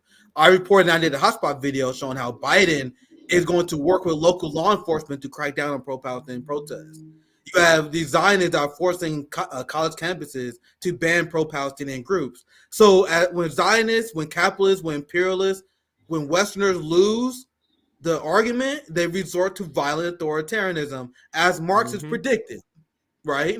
But anyway, we're almost done here, but let's continue. We're almost done. Is what's at the root of this. That is what started this. But it's Jew hatred. It's plain old Jew hatred. And that's the part I was waiting for. That's the only part. That's why we're in this part. Because you guys see how she tied her students who are protesting. And you mentioned like they're trying to make it about politics. They're trying to make it about all this stuff. But it's actually just Jew hatred. So this segment is not about protecting Jew. It's about labeling everyone who stands up against the Israeli state as anti-Semites. So this is the last unhinged segment on this, because Morning Joe, they saw that last segment and they're like, man, look at that weak ass shit. You guys are weak. There's a reason why we the king around here. So I saw this one and my jaws dropped to the floor. So, and this is the follow-up. So Morning Joe saw this and this is the next day, the morning after. So you guys see, this is the messaging coming from MSNBC, CNN. And the reason why I'm doing this segment, because I've seen this in print media as well. If you guys are interested, Google college campus right now. Every corporate media is doing a story on this. Every right-wing media influencer is talking about this. And there's a reason why. Now let's watch this clip and we break it down. But before you start, let me set it up. So Morning Joe called Stephanie Rules segment last night. And he's like, let me call Stephanie. Hey, Stephanie, I saw that bitch shit you had on last night here. If you want to see some real colonizer shit, bitch, watch me tomorrow morning. And then this is the segment. So that's a good preface. Go ahead. Yeah, absolutely. The House passed a resolution condemning the support for Hamas and Hezbollah that we're seeing on many college campuses. The resolution urges university leaders to denounce all forms of anti-Semitism. Utah Republican Representative Burgess Owens introduced the measure, saying, quote, hateful acts of anti-Semitism are spreading like wildfire across American college campuses. Some examples: at Cornell, campus police. Look, I'm glad they did this for me. I'm glad. Hold on, let me go back. You guys see the compilation of the coordinated media? They all got the memo. I don't know how they do it, but they got a memo, and they are all printing the same shit. So my eyes perked up, CJ, when I see this. I'm like, all right, what's going on here?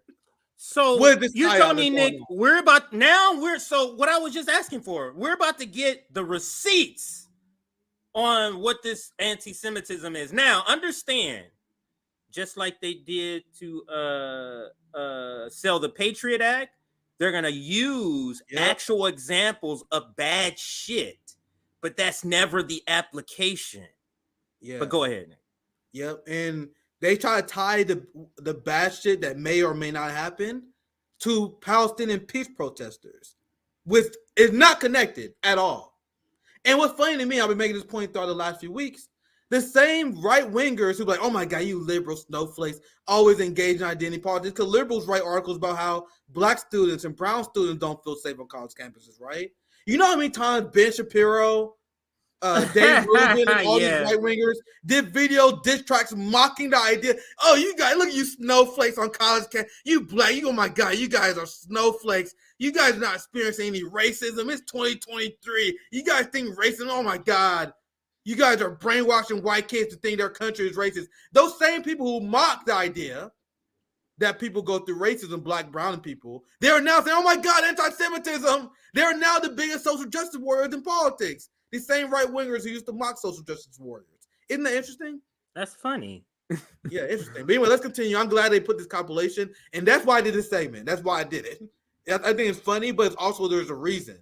There's a psyop going on right now, and a coordinated attack on our free speech waged by both parties. Like everyone, and I'm gonna show you guys an example. Everyone who pretended to be a right-wing free speech warrior abandoned that shit the second October 7th happened, CJ. And they all for like, yeah, we need to crack down on college campuses.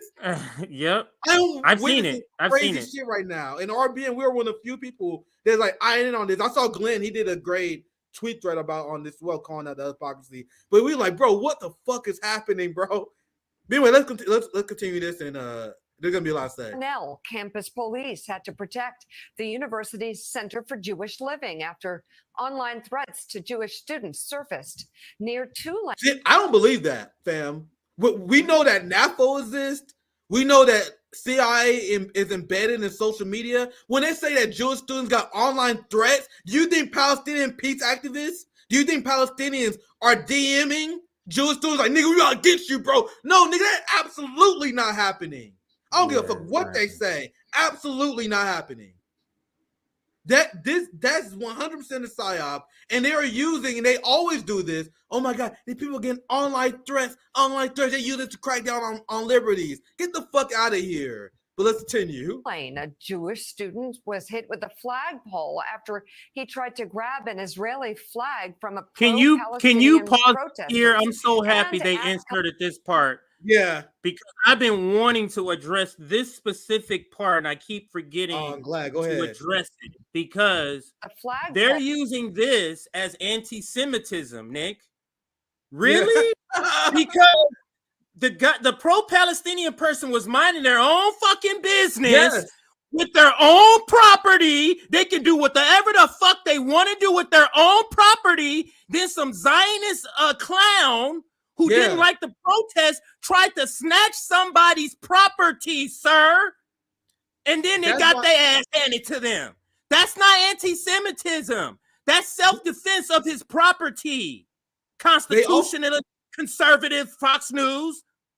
Like, they also, CJ, I'm glad he called that out, because they also use a video of this black woman and this Jewish woman getting in a scuffle.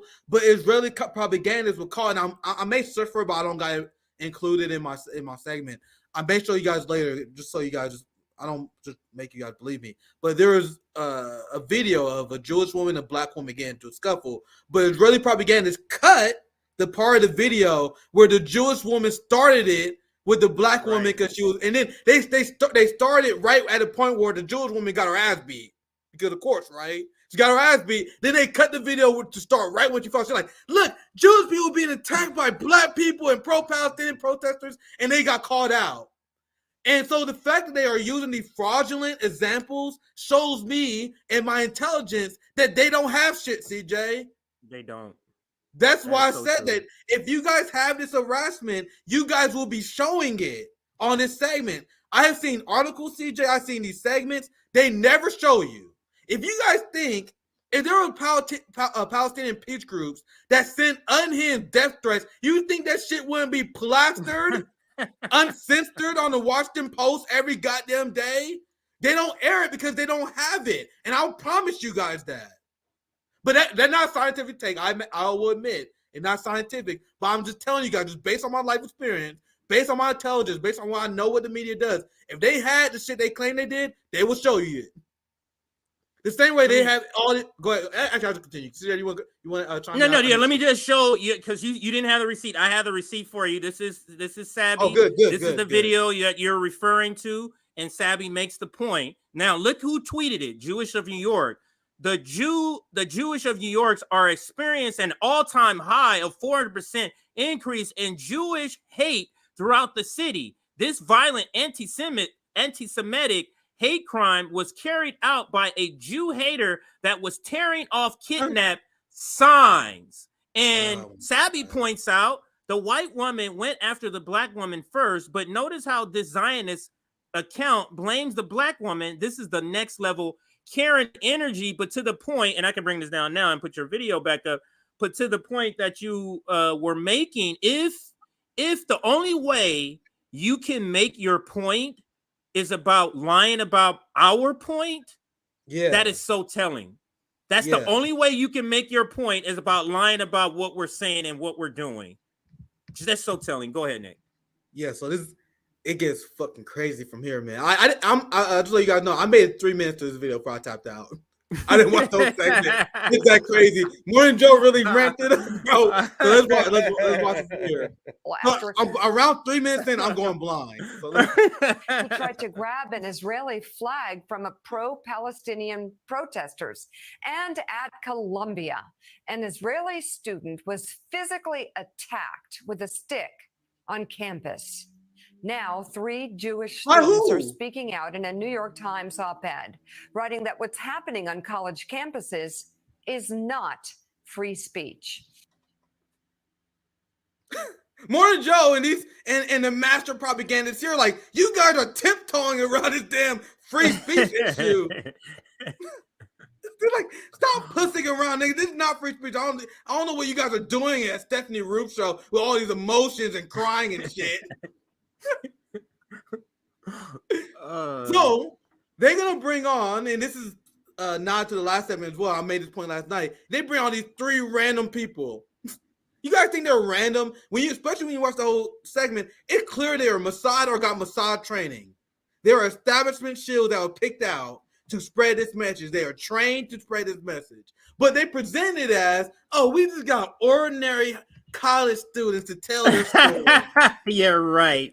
Do you guys really fucking believe these are random college students? So, for example, let me show the intro again, where they explain how they found these college students who had an op-ed in the New York Times. How the fuck do you get an op-ed in the New York Times? Who the hell do you know? CJ, can you just get a random op-ed in the New York Times? Anyone, can you leave a comment? Let me know. If you guys feel upset and uncomfortable about how you are on campus, can you hit the New York Times and get an article printed about your feelings? If you believe that these are ordinary students, you're a rube of the highest order. Who the fuck just gets a New York Times article? Now let me play this again, and now play the part of the quote-unquote ordinary college students that just so happen to have a New York Times article that are victims of anti-Semitic hate. New York Times op-ed, writing that what's happening on college campuses is not free speech. Joining us now are the op-ed's authors, Gabriel Diamond, a senior Look at at the Yale, colonizers. Talia Dror, a junior at Cornell, and Jillian Letterman. Well, can you imagine what their ancestors have done? Anyway, so let me continue. Yale, Talia Dror, a junior at Cornell, and Jillian Letterman, a senior at Brown. Thank you all very much for being on this morning. Thank you for writing the piece. Gabriel, I'll just go in order here as how I introduced you. What do you think should be done, though, to deal with the anti-Semitism that seems to be roiling across college campuses? So one thing, even authoritarian liberals like Mika, they see these new up-and-coming authoritarian Zionists, and they're op-ed, they're like, all right, let me be clear. What do you want? Are you actually about to say it? You know what I mean? So yeah, so this is the golden question. What should be done? What are you proposing here? Well, first of all, thank you for having us on. I think there's a lot that can be done. And what we're seeing now is a lot of colleges and the universities are being reactive to what's going on campus. They're issuing statements. They're trying to essentially cover for what has been a massive failure because they've allowed terrorist sympathies to brew on campus. They've allowed for radical voices on campus to create a hostile culture. These students are condoning terrorism. These students are justifying violence. And in many cases, they're even inciting violence. And in some, as you saw in the video with the Columbia student, students are getting hurt. Students are getting assaulted. You guys see our last segment with Stephanie Rube? They was, and this is why I had to mention it a few times. They was implying that the Palestinian resistance are terrorist sympathizers. Meanwhile, Morning Joe like, what the fuck? Nigga, just say it. They all the Palestinian protesters are terrorist sympathizers. They just say it on Morning Joe. They don't give a fuck. At Tulane, a Colombian Israeli student was assaulted. At Cornell, students are scared to go to class. And we're seeing at Harvard as well, a student who was harassed by a number of students with keffiyehs. They're holding up these scarves in front of them, preventing the student from even getting to class. So there's a lot that can be done, and the universities need to step up. They need to deal with professors appropriately, disciplining them, and in some cases, even dismissing them. What does that mean, CJ? You guys hear what he just said? Universities need to deal with these professors. Remember what the Zionist in the last video said? She's upset because the professors are telling people the history of Israel. So these new young students are making an argument that professors telling people the accurate history of Israel need to be expelled. Do you guys see how crazy this is? And so what's this guy? Does it have his name? His name is Gabriel Diamond. I'm gonna look him up because I'm very curious on who he's connected to. I may not find it from a Google search. Might take a little research. Yeah, we need someone to look into this. These aren't just random people. Absolutely that not. suit he has on, Nick, that's $1,000, $2,000 suit. God he has damn. on. That's not no random suit that guy has on. That incomplete a thing with the tie and the shirt. I'm not just saying the jacket. That's an expensive suit. So that's telling me he's for money. But continue to. I'm curious to see what else he says. Yeah, and what we need to know who these people's parents are. But you got. And they want to weaponize telling the truth about apartheid. But let's continue. Gabriel Diamond. Gabriel Diamond better not be related to Jamie Dimon of Chase Bank. He better not be. I just know that part, Nick. We need our research. Go ahead. I love our community. Our community always sends me tips. All you people are better doing research than I am. Look into these motherfuckers. I promise. I don't even know who their parents are. I promise you. There are some colonizing. They got blood money. I promise you. But anyway, let's continue. Cases, even dismissing them. And so we also need to cut funding to student groups that are supporting and glorifying terrorism because these behaviors are unacceptable. He said we need to cut funding and support for student groups that are supporting quote unquote terrorism. Whatever that means. So, CJ, they believe the act of armed resistance itself is terrorism. The United States and the West labeled Nelson Mandela as a terrorist. So what they're saying is if you believe in the armed resistance of the Palestinians as the UN label outline international law dictates that they actually have, you're a terrorist sympathizer. You shouldn't be part of any school-funded activities. This is Zionists weaponizing their capital and influence to silence people. fam. And let's continue. Do you believe that the average student who's on campus marching Free Palestine and from the river to the sea and even understand what the issues are? Or is it just this? God, you mean Donnie Deutsch is on here? It's This interesting you guy is asked insane. that. That's all you had to tell me, that Donnie was on this shit. That's all you had to tell me. I'm done at this point. I told you at this point I'm flying free, fam. I quit around somewhere around this point when that guy was talking about how we need to disband clubs and people who support Palestine. So I just want going free because I actually like, oh shit, Donnie Deutsch is here. So let's see what he said. Let's watch this part. But you guys see why this is just a malicious psyop, because they're pretending to care about Jewish people, but it's not about that. As a guy in the $1,000 suit laid out, it's not about protecting Jewish people. It's about silencing Palestinian resistance and their support. I don't think I can necessarily speak to other people's beliefs. What I can tell you is that you're chanting for an Intifada revolution. You are chanting for innocent civilians to be killed. Oh, Jesus You Christ. should know what you're saying before you get up and tell someone that their family and friends should be slaughtered in cold blood. If These people are definitely colonizers, fam. CJ, look how mad she is.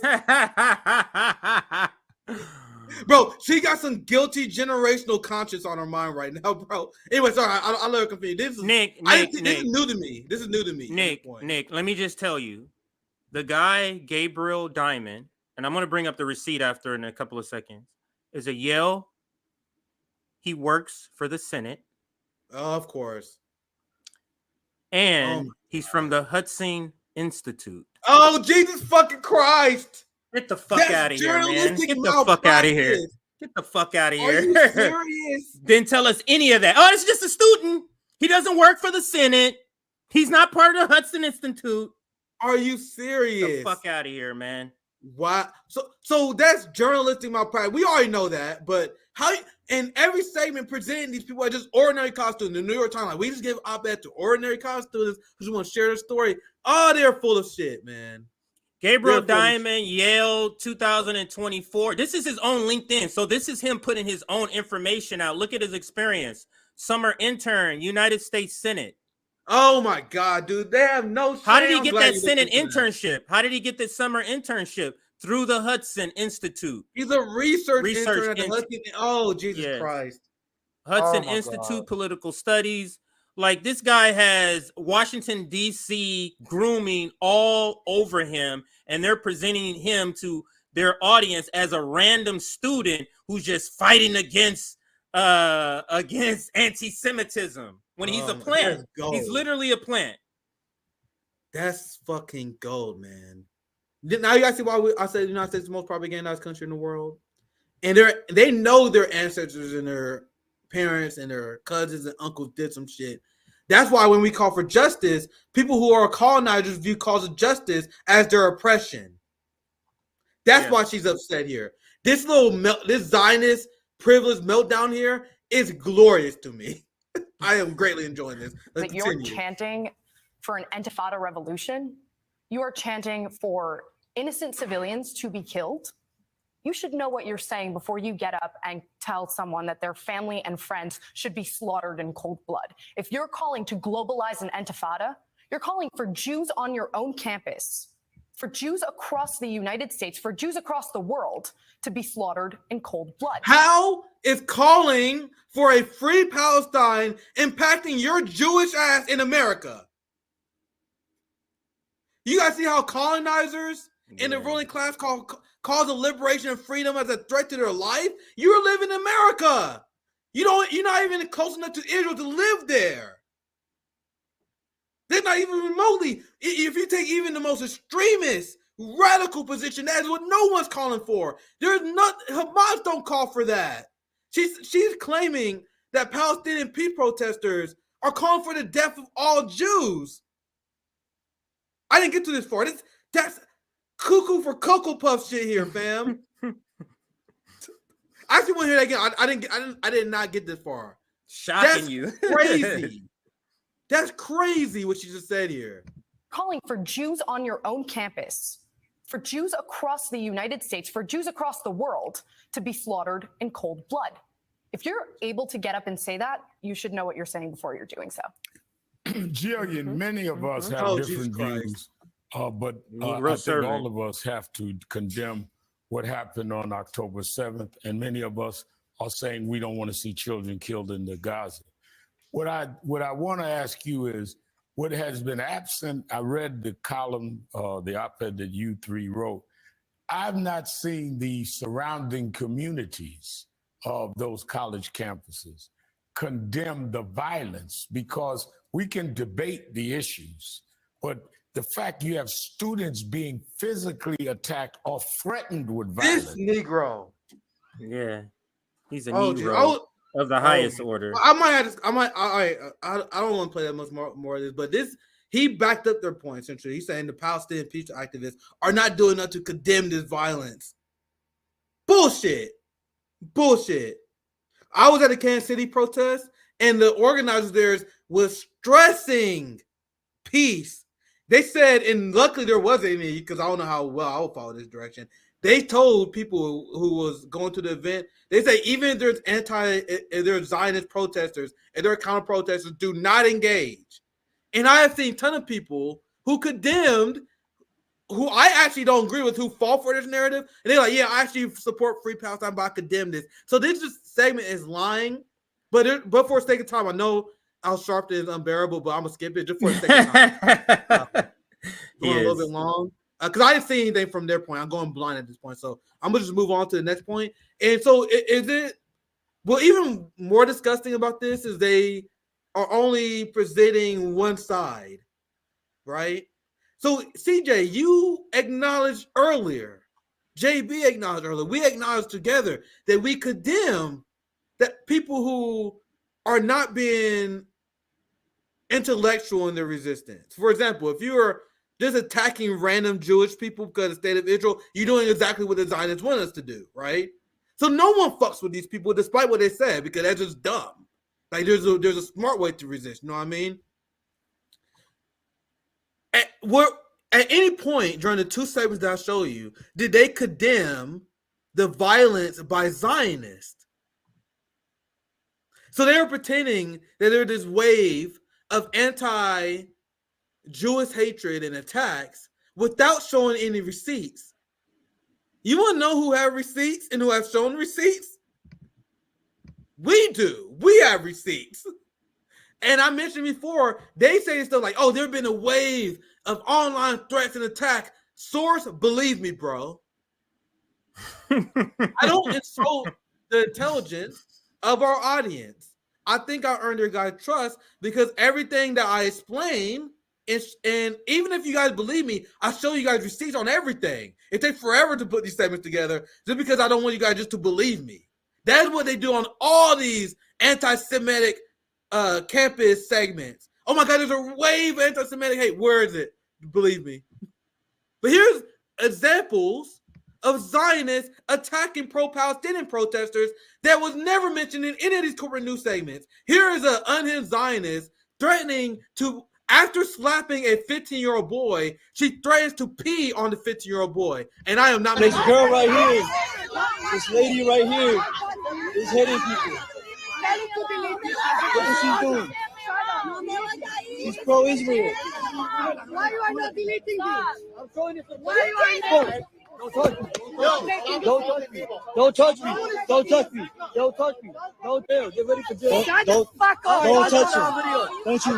No, she just slapped a 15-year-old kid. Where's the MSNBC? Where's the invite? Where's his in New York Times article? Don't you? I got that on video. All right, I got that on video. Touch me. So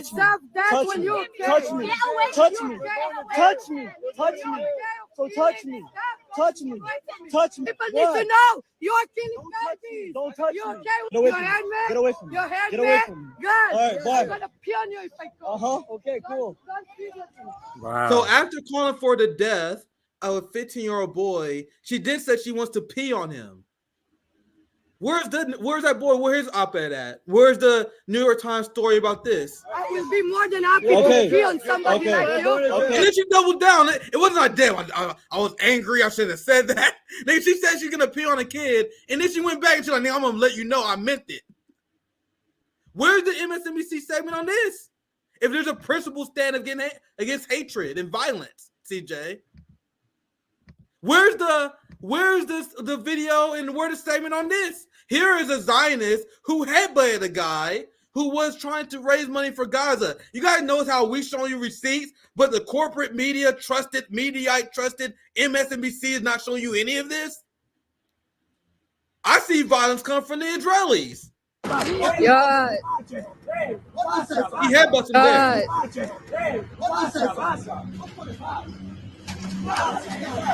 Go to Palestine. Fucking kill you. Go to Palestine. Palestine. You want Palestine? He told him, I will kill you if you keep doing this. Where's the MSNBC segment on this? Of Zionists threatening the lives of people simply raising money for Gaza. Fight. Yes, yeah. Say Palestine one more time. Say Palestine one more time. I will fuck you again. He said, say Palestine one more time. If you say Palestine one more time, I will fuck you in the ass. That's pretty headline worthy, isn't it, CJ? Can you imagine if there was video of this? I have not seen any, and they did, they will show you. Imagine if there was video of this, of a Palestinian peace protester telling a Zionist that they will fuck them in the ass. Yeah. Why is there not a segment on this? Say Palestine one more time. I will fuck you again. Say Palestine one more time. Yes. Say Palestine one more time. Say it. Say it. Shut the fuck up and get lost. Yes, yeah, bro. Get lost. I said it many times before. I said this on Twitter. As a martial artist who trained Muay Thai for 12 years, Jiu-Jitsu for 6 years, I fantasize about situations like these, CJ. I wish I was just about the same thing. I was just about to say that I wish that was the time I was walking by right that time. I really wish he would have had his ass deep. I'm just gonna say, yeah, hand it to him, and I would have took those new kicks. And I would have took those new kicks. Fuck, bro, you guys see the how fuck out of here, man. You guys see how skinny those legs look, man? Can you imagine a well-placed leg kick on that thigh right there? Bro, I just think about that. Like, what I would do to this motherfucker. Like, I know I'm kind of psychotic, but bro, as someone who's trained for this shit, I trained for years. Since I was 18, I trained Muay Thai, Jiu-Jitsu for at least 6 years, mat time. I fantasized about these situations, guys. I am waiting for my viral moment for someone to do this shit to me so you guys can see me implant a motherfucker on the canvas. But anyway, let me move on. Let me show you guys the last thing they won't tell you on the media. They're talking about the rise of anti-Semitism, the wave of hate. Every single adult Israeli who is not arrested for protesting their state is a whaling agent into a colonialism. In the West Bank, violence has been escalating with an estimated 152 Palestinians, once again, not in Gaza, in the West Bank, killed by Israeli settlers since the war began. This led to the United States saying, can you guys please stop killing Palestinians, please? So what happening in the corporate media not reporting on is Israelis, since the start of the war on October 7th, have been lynching Palestinians. They've been kidnapping, in the West Bank. It's important. It's in the West Bank. Yeah. In the West Bank. Now, Morning Joe alluded to this morning, and they're trying to be balanced. And it was a point of a point, like a footnote of a point, not at all the point, but you know me, I'm picking up on these little things because they were saying, yeah, we need Netanyahu is not that popular. They really need to get him and get him replaced and doing it. And they also need to, those settlers up there, they need to stop messing with those people over there in the West Bank. They made a reference to it without talking about it. So they know exactly what's going on. Why aren't you reporting that? Why aren't you reporting that as opposite to anti-Semitism that has gone up, Morning Joe? Yeah. But they were just talking about that this morning, Nick, when I saw it. Go ahead. Yep. So they don't talk about it. They are pretending that they're just rising of anti-Semitism attacks without showing any receipts. Like I did. I show you guys receipts. They're doing this under the guise of cracking down on free speech. Now I'll show you one because this segment going a little long, so I'm gonna cut a little bit here. But U.S. rights groups urges colleges to protect free speech amid Israel-Gaza war. And there, this one, and I'm actually surprised this came from Vox. Dude, this is actually surprising. Because at first I thought they was going to make the liberal argument, but they actually don't. They said the Israel-Hamas war reveals how colleges lost their way on free speech. The First Amendment lawyer argues university role in the crisis should be shutting up.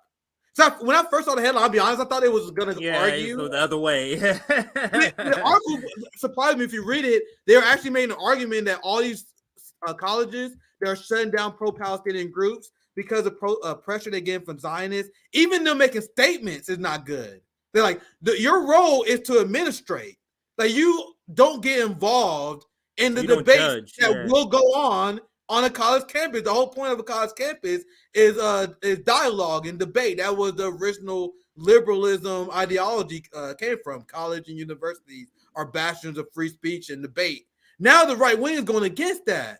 Now college and universities are going against this because Zionism has imported their fascist anti-free speech ideology to the West. When I say that, people be like, oh, Nick, you know, it's always been. I'm not saying it hasn't been. Zionist ideology is embedded. Their fascist ideology is embedded in our system. And you want to know who agrees with this? The former free speech warrior, RFK Jr.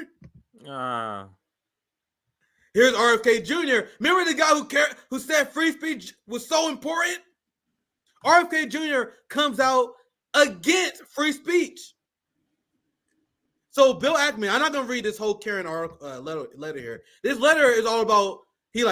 I'll just read the first part. Below, please see my letter below to the president of Harvard University. So I'm gonna sum up this fucking Karen letter. Can you guys censor more? Can you guys shut down these students that are telling the truth about Israel? So then RFK, seeing his plea of censorship, he posted a few pro-censorship things.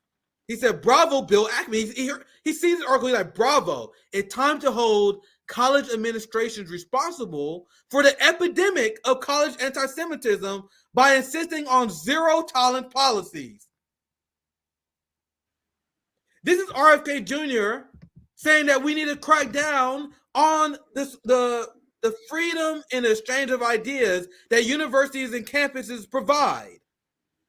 And what's made this even more unhinged is CJ. College campuses have been complying with the Zionists. But there have been college campuses that are like, yo, we're doing everything we can to condemn them, pull funding. What else do you want us to do? So despite the fact that college campuses actually are engaging on suppressing free speech, RFK believe they're not doing enough. Zionists don't believe they're doing enough because they want a full ban on anything that go against Israel.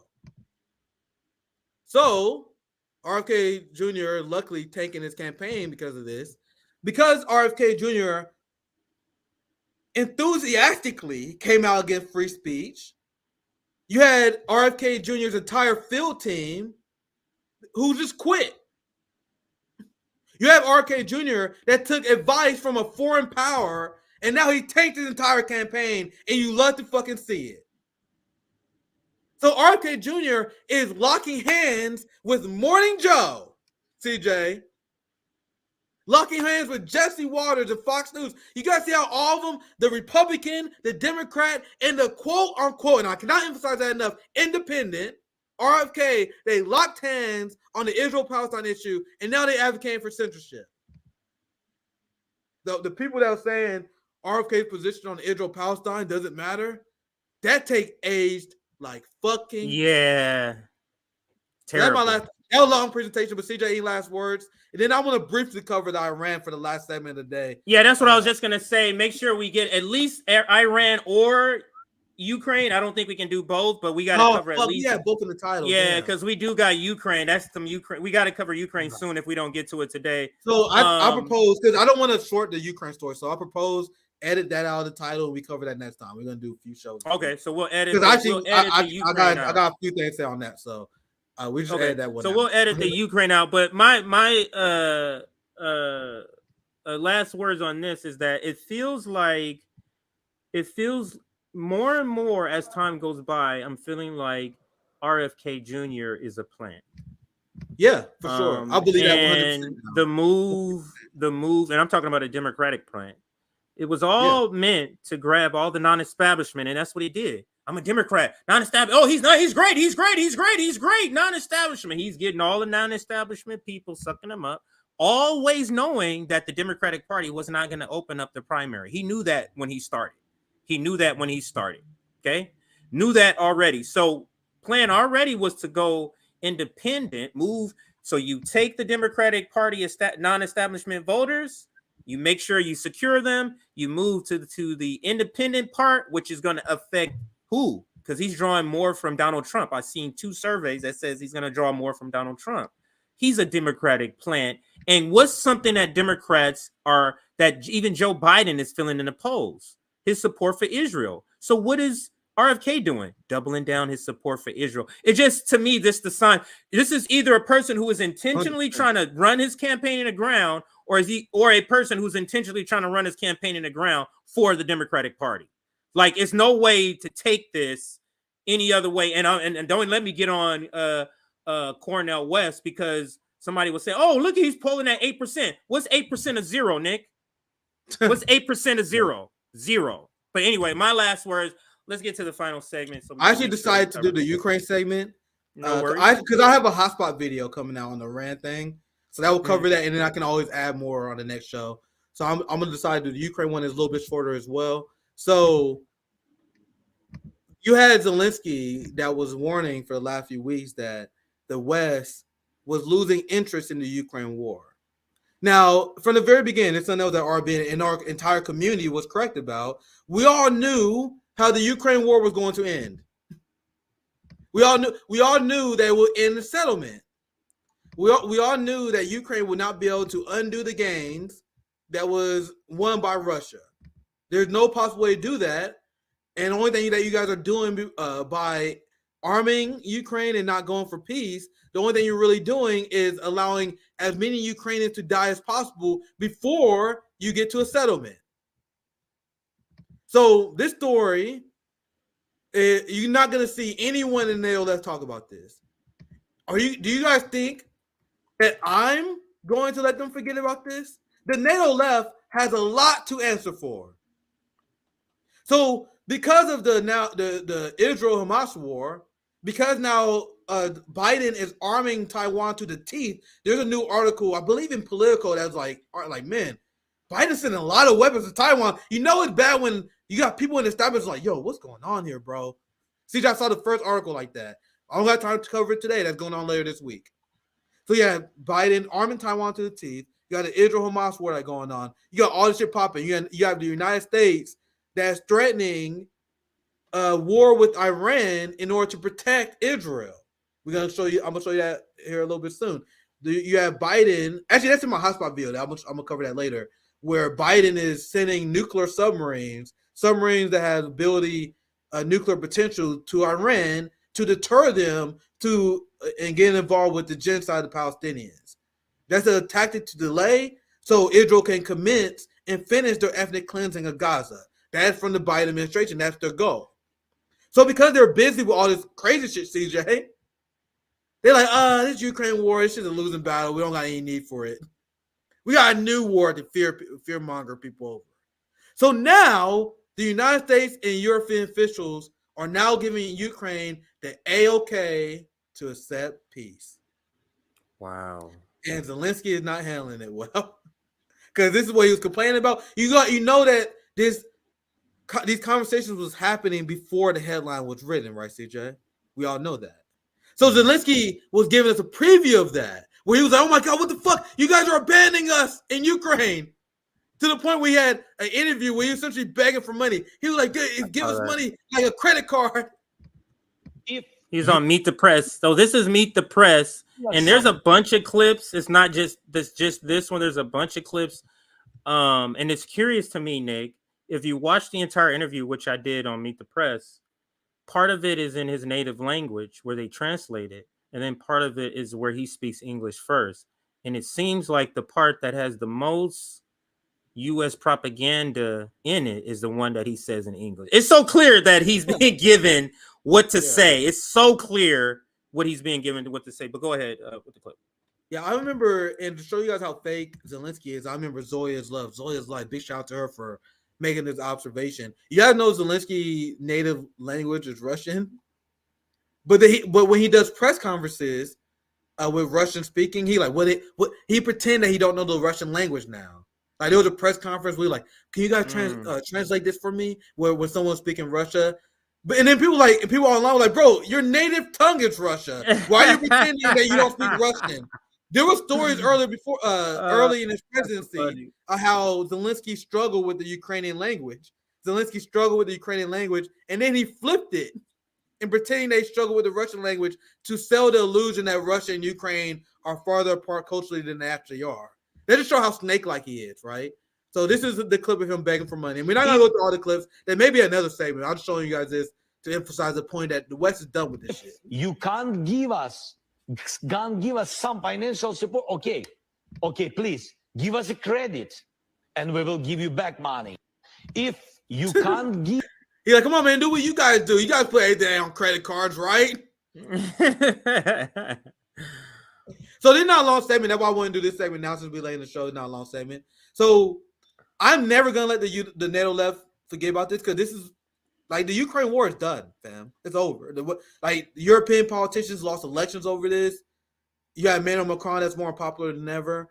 European politicians are facing the brunt of the consequences of this decision. We see what happened in the United States, even though everyone here supports it here.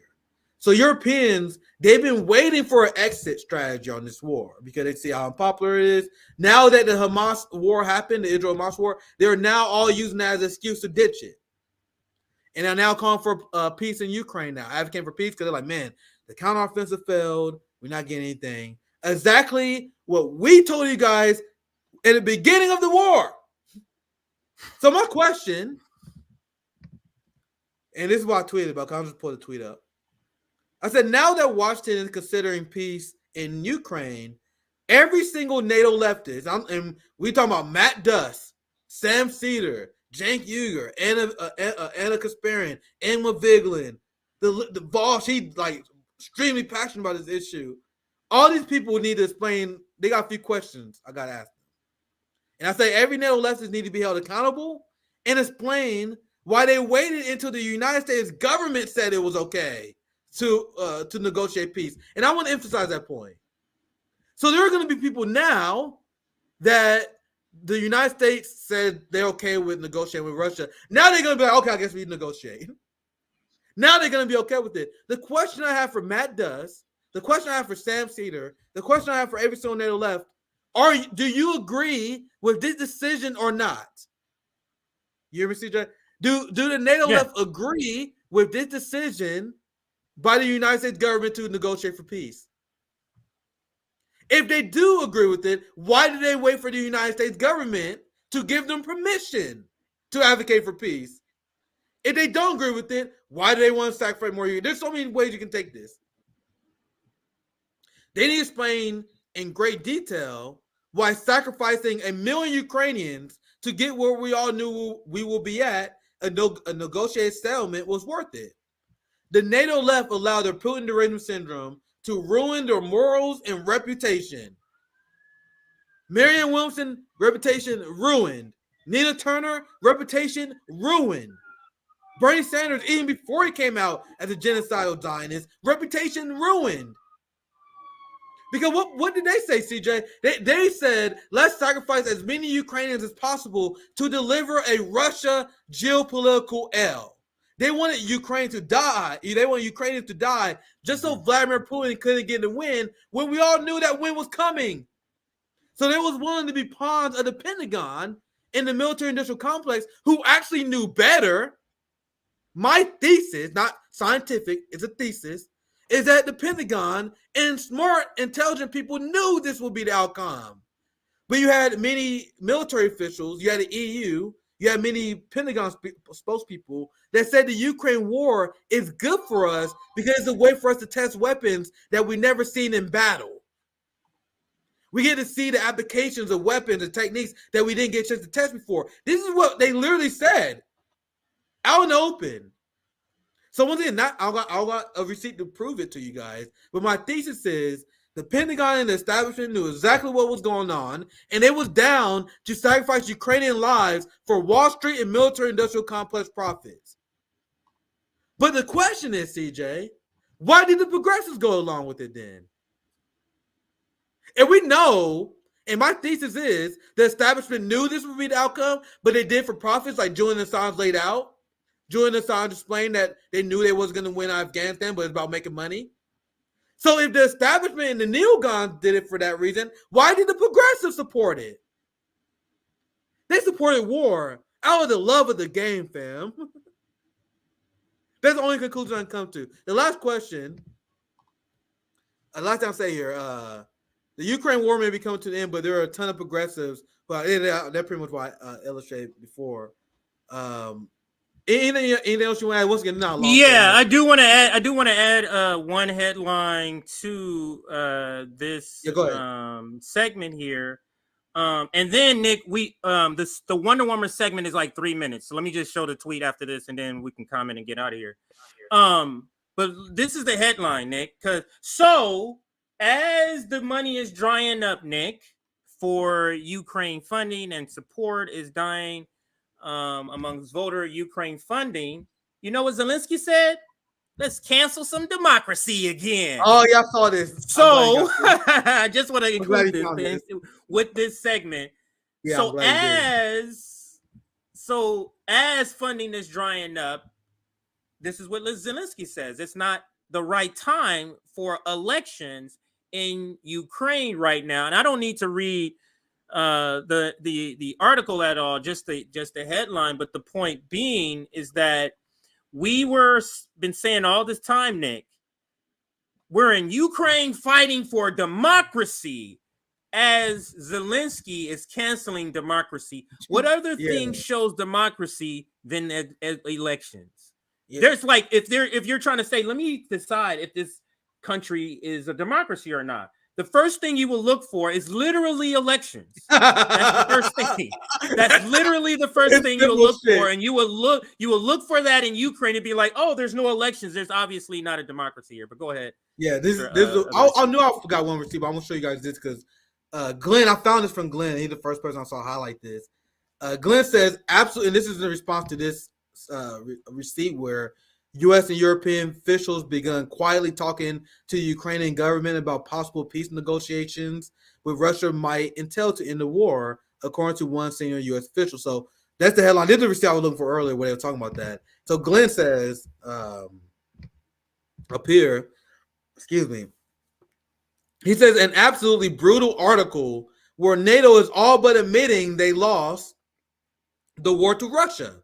So CJ, they essentially admitting they lost, because they claim victory was not Ukraine going for peace, though. They wanted Ukraine to get back their land. So now that they advocate for peace here, this is NATO, as Glenn Greenwald nails it here, admitting they lost the war. So you remember Morning Joe, every single NATO leftist, we're going to win this war. We're going to win this war. How many of these people are going to do a video about this, where NATO is admitting they lost the war against Russia, as every single true anti-imperialist network like RBN and all our friends was telling you from day one? We were called Putin apologists for telling you guys common sense that Ukraine was not going to defeat Russia in this war. Anyway, let me continue. Glenn says it's in an absolutely brutal article where NATO is all but admitting they lost the war to Russia and now must beg for peace, hoping Russia will be satisfied with 20% of Ukraine. There are going to be many people pretending they were against this monstrosity all along who weren't. And tick, tick, tick. Tick, tick, tick.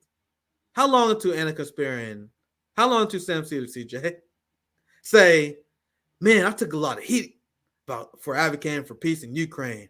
But despite the heat I got, I told him that Russia was going to win this war. That's what they always do, by the way.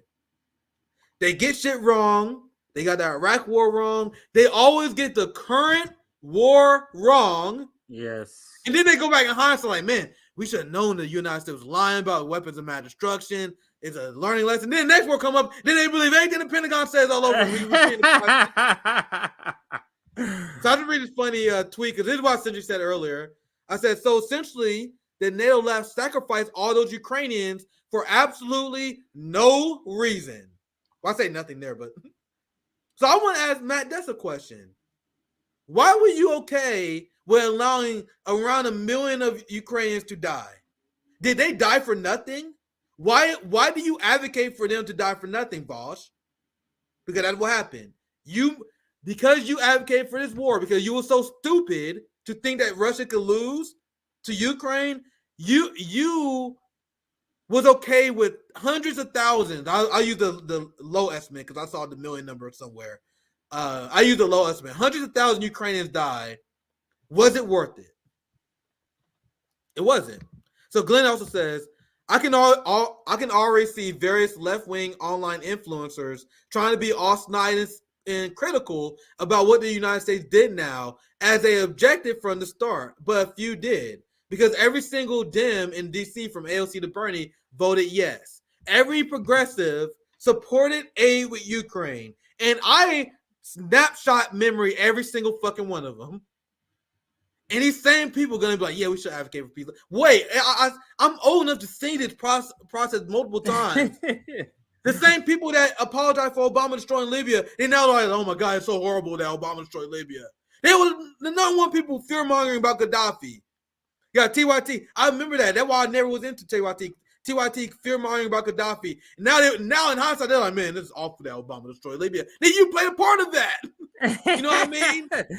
Meanwhile, yes. I'll for last segment. Yeah, let me just show you your tweet and then show you the article for this, so we can just say we did the Wonder Woman story.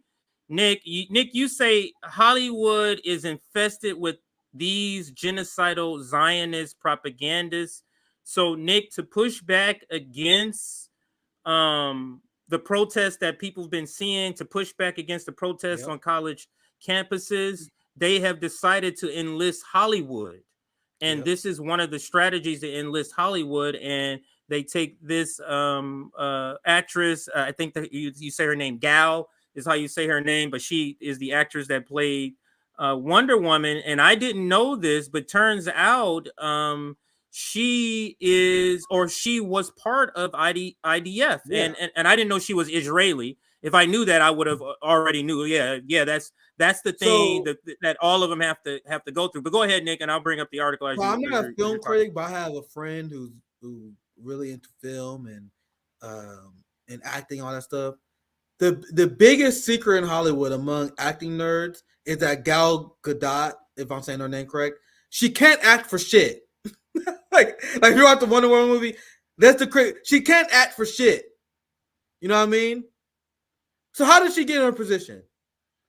How did she become a famous Hollywood celebrity? Do you guys think this happened on accident? There's a direct Hollywood to IDF connection that has been prevalent for years. Gal Gadot is the new generation. So what they do is they like, man, who are the sexy Israelis? Let's find some sexy Israelis. Who are the most sexy IDF members? Then as soon as they finish their mandatory military service, all of a sudden they get funded to go to talent schools, acting schools, and all of a sudden they are discovered. And all of a sudden you're fucking Wonder Woman.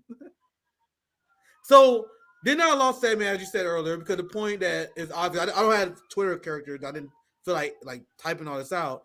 But Hollywood, despite what right wing is actually saying, is infested with Zionist influencers and actors because they are bought off by the money from AIPAC and the Israeli lobby, just like politicians. The same way the CIA found the value of looking over Hollywood script and embedding their propaganda in their films. The same way that the Pentagon saw how useful it would if Call of Duty produced scripts that was approved by the Pentagon. They don't do stuff like that on accident. This is very powerful. Now everyone's like us. Like most people just going through like watching movies and shit. I can't personally relate to that shit anymore. But people there's the Israel-Hamas war, but these motherfuckers like, nigga, you see what on Netflix? You know, the people just, nigga, you see the Boston Celtics game the other day? Nigga, there's a genocide going on. You got to worry about this shit. Anyway, that's just me being weird. But most people go through life just watching these movies. And these movies are infested with Hollywood propaganda. I see you put an article. I'm glad you did that. But infested with Hollywood propaganda. You see that she's helping a movie. And Hollywood work with Israel all the time to do propaganda movies about the October 7th attack.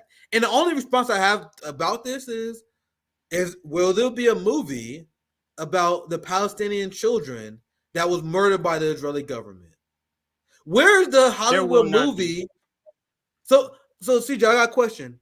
Where's the Hollywood movie starring a very pretty Palestinian woman who was displaced by the Israeli government and was forced to bulldoze their own home under the threat of Zionist propaganda? That would be an Oscar winning. That would be a tearjerker. You guys love tearjerkers.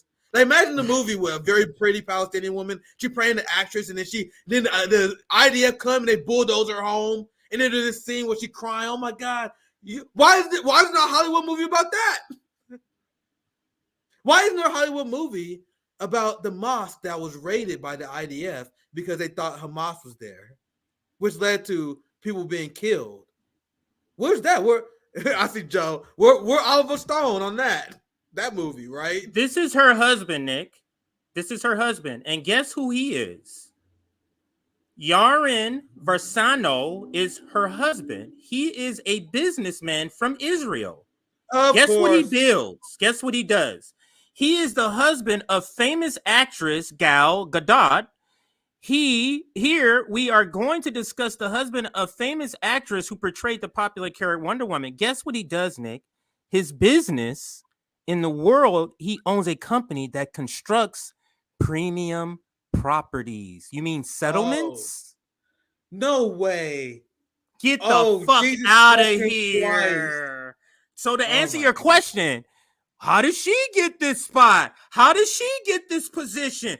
She can't act, work, shit. How does she get it, Nick? Her husband builds settlements, sir. Yeah. This shit is so fucking despicable, but that's it. We can close there. Your final words. I know we both got to get out of here, but what's your final words? This is just amazing. Enlisting Hollywood because in order to combat activists. They know what to do, Nick.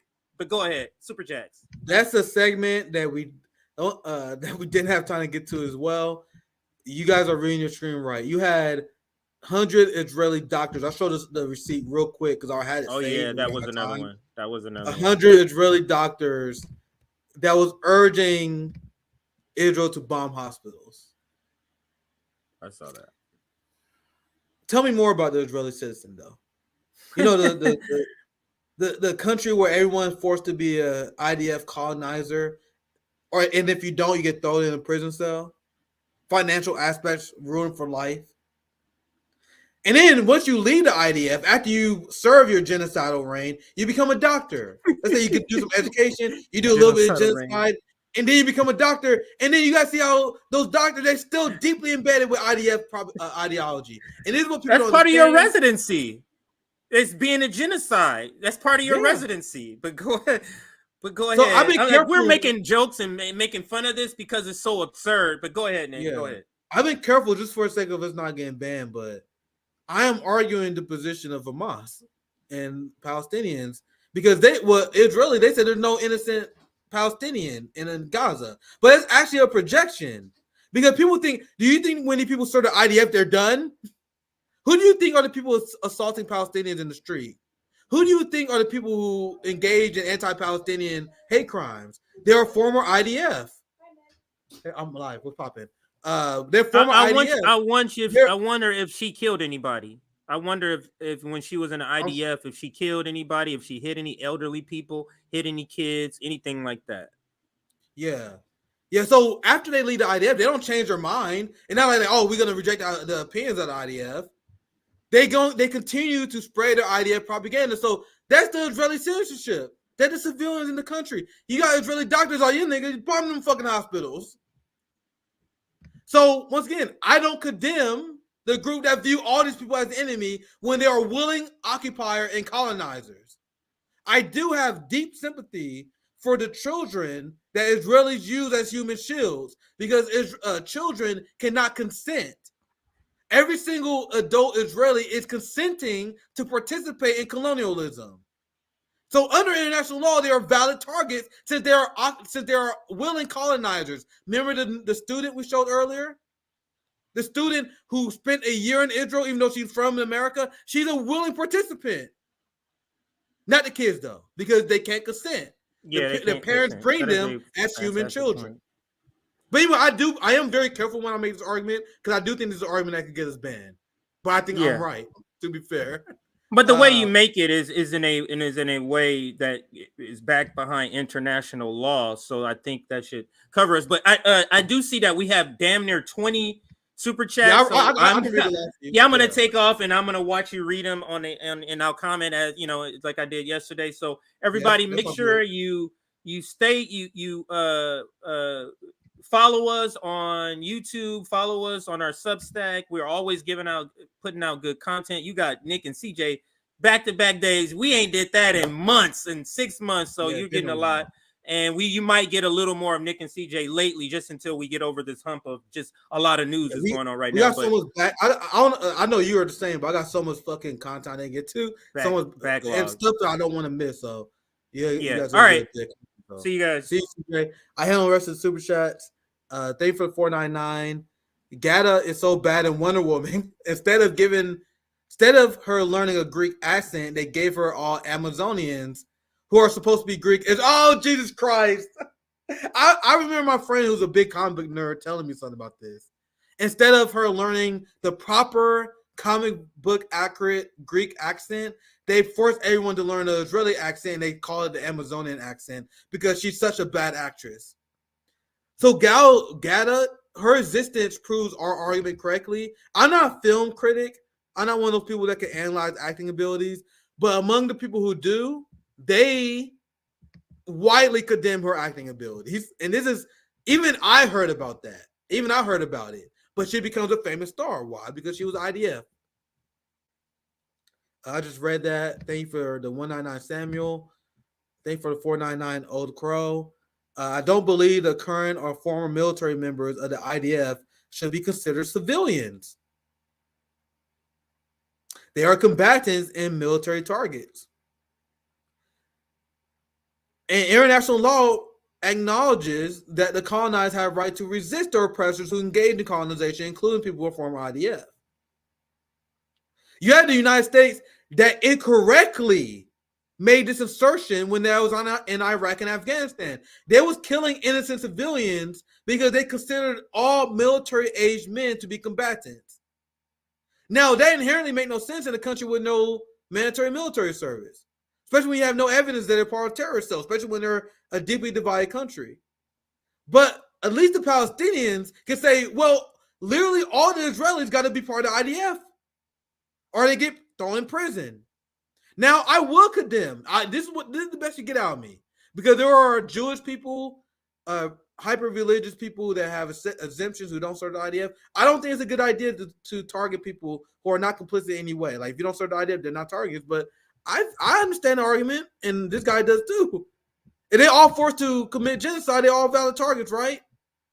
Except the kids, because the kids are not willing participants. They can't consent. But the second that kid joins the IDF and doesn't consent to that, they are willing agents to that at that point. But I be careful, because I gotta shut up so we don't get banned for telling the truth. Thank you for the $5, Everton. Everything they blame on the Palestinian people for allowing Hamas do, Everton. They never blame themselves for the evil the United States empire does planet-wide. And that is a direct rebuke of Lindsey Graham, who says there are no innocent Palestinians, of every Israeli official that said all Palestinians are complicit because God got elected. Based on that logic, Saddam Hussein and every single terrorist that chanted death to America had a point because we elected the most violent war criminals in human history, right? And it's different everything. White people never surprise me when they look back on the good old USA, like USA didn't have slavery and indigenous genocide that led to their wealth. That's why our being calling for liberation and revolutionary language upsets them so much. I think for $10, Wesley, criticizing Israeli's genocidal policy is not tantamount to anti-Semitism. A reminder that Palestinians are Semites too. Absolutely. You can't be anti-Semitic if you support Palestinian resistance against apartheid. Well said. This is another point that we could make. Think for $2. These camping Jew scare stories are anti-Semitic as fuck. Absolutely. Because as they paint every single pro-Palestinian action and people call them for the river and sea anti-Semitic, there are anti-Zionist Jewish people that are at the protest. So anti-Zionist Jews are fake Jews according to many Christians in America now. They're anti-Semite for standing up against the apartheid state and having a conscience. And the secret history of Zionism in Israel is the history of anti-Zionist Jews being oppressed and violently assaulted their entire life by the Israeli government. The reason why I say Zionism makes Jews unsafe. I think for $5, yeah, we got today. In that racist Atlantic article, the comparison between Palestinians and Mongols was based simply on the fact that neither one of them was white. Wow, I agree with that absolutely. And Victor said the new Atlantic headline is worse. Maybe it is. I only saw the headline I posted on Twitter. When I pulled up the receipt, I saw the headline change. So maybe I should read it again. Damn, I closed the tab. Maybe it is worse. I don't know. Maybe you're right. I wasn't really thinking about it like that. But I know they changed the language. Thank for the $4.99. Would Jamie not fact checking that bullshit? I stopped watching JRT. I don't know who watches that shit anymore, man. I do not understand the appeal of Joe Rogan at all. Like, you got working class people listening to a podcast with 100 millionaire with their guests where other millionaires spread empire propaganda. There's so many people that people thought was anti-establishment because they got COVID right. COVID was easy to get right. It was easy to stand up against COVID authoritarianism. So people like Ron DeSantis and Joe Rogan people pretend it was better than it was because they got easy to get issue correct. But you guys saw with our Israel segment, he does the bidding of Zionist because he know where his money come from. He know not to disrupt his business dealings. He don't want to upset the establishment. Yeah, I saw the video. If you guys got to check out Norman Feinstein YouTube channel. It's a 40-minute video. Norman Finkelstein dropped the hottest dick track since Tupac Biggie on Bernie Sanders. This boy Norman Finkelstein hit him up. This boy hit Bernie Sanders up with facts. Utterly destroyed Bernie Sanders in 40 minutes. And we did a segment reacting to it. It would take way too long, so I decided not to do it. It's on the channel. The video was saw like 90,000 times. So I'm like, man, we're not showing you guys anything new. So if you guys want to see Norman Finkelstein's diss track on Bernie Sanders, was a thing of beauty. Like, this motherfucker Tupac him, Eminem'd him. It was like Eminem Ja Rule. Like, he fucking murdered this man. Thank you for all the super chats. The Mufti of Jerusalem was simply one of the dozens of Palestinian nationalists, but liberals and Zionists will talk as if he led the whole damn movement. Well said. Let me try to get through the super chats. I appreciate all of them. I think this is the last one, actually. We appreciate all the super chats. I think this is my friend Daryl again. Yeah, if I'm ever back in Seattle, we got to kick it to get my homie. As a U.S. veteran, I'm fighting that domestic part. Just like y'all, we are captured people again. We've met, yes, sir. Y'all some brave brothers. Absolutely. Big shout out to our brother Darrell from Seattle. I met him when I gave my speech at Worker Strike Back. So I saw this super chat side of my eye. This will be the last one I read. Rogan had Abby Martin on the show and still sided with Zionists. That is what make Joe Rogan more deplorable. The people who know, but they still support genocide, absolutely despicable. But we knew Joe Rogan was a coward. People like Rogan illustrate exactly why we need militant class politics. I never understand why people listen to this rich guy who obviously had nothing in common with us. We need to stop doing that. They will always take their business capitalist interests at mind and heart first. So anyway, a big shout out to everyone who watched the show. Make sure you guys tune in. I'm taking tomorrow off. That's 2 3-hour shows in a row. So I'm taking tomorrow off, but we'll be back with Nick and CJ on Friday. So we're going to have at least 3 editions of Nick and CJ this week. So make sure you guys stay subscribed and have a good one, my friends. Peace out.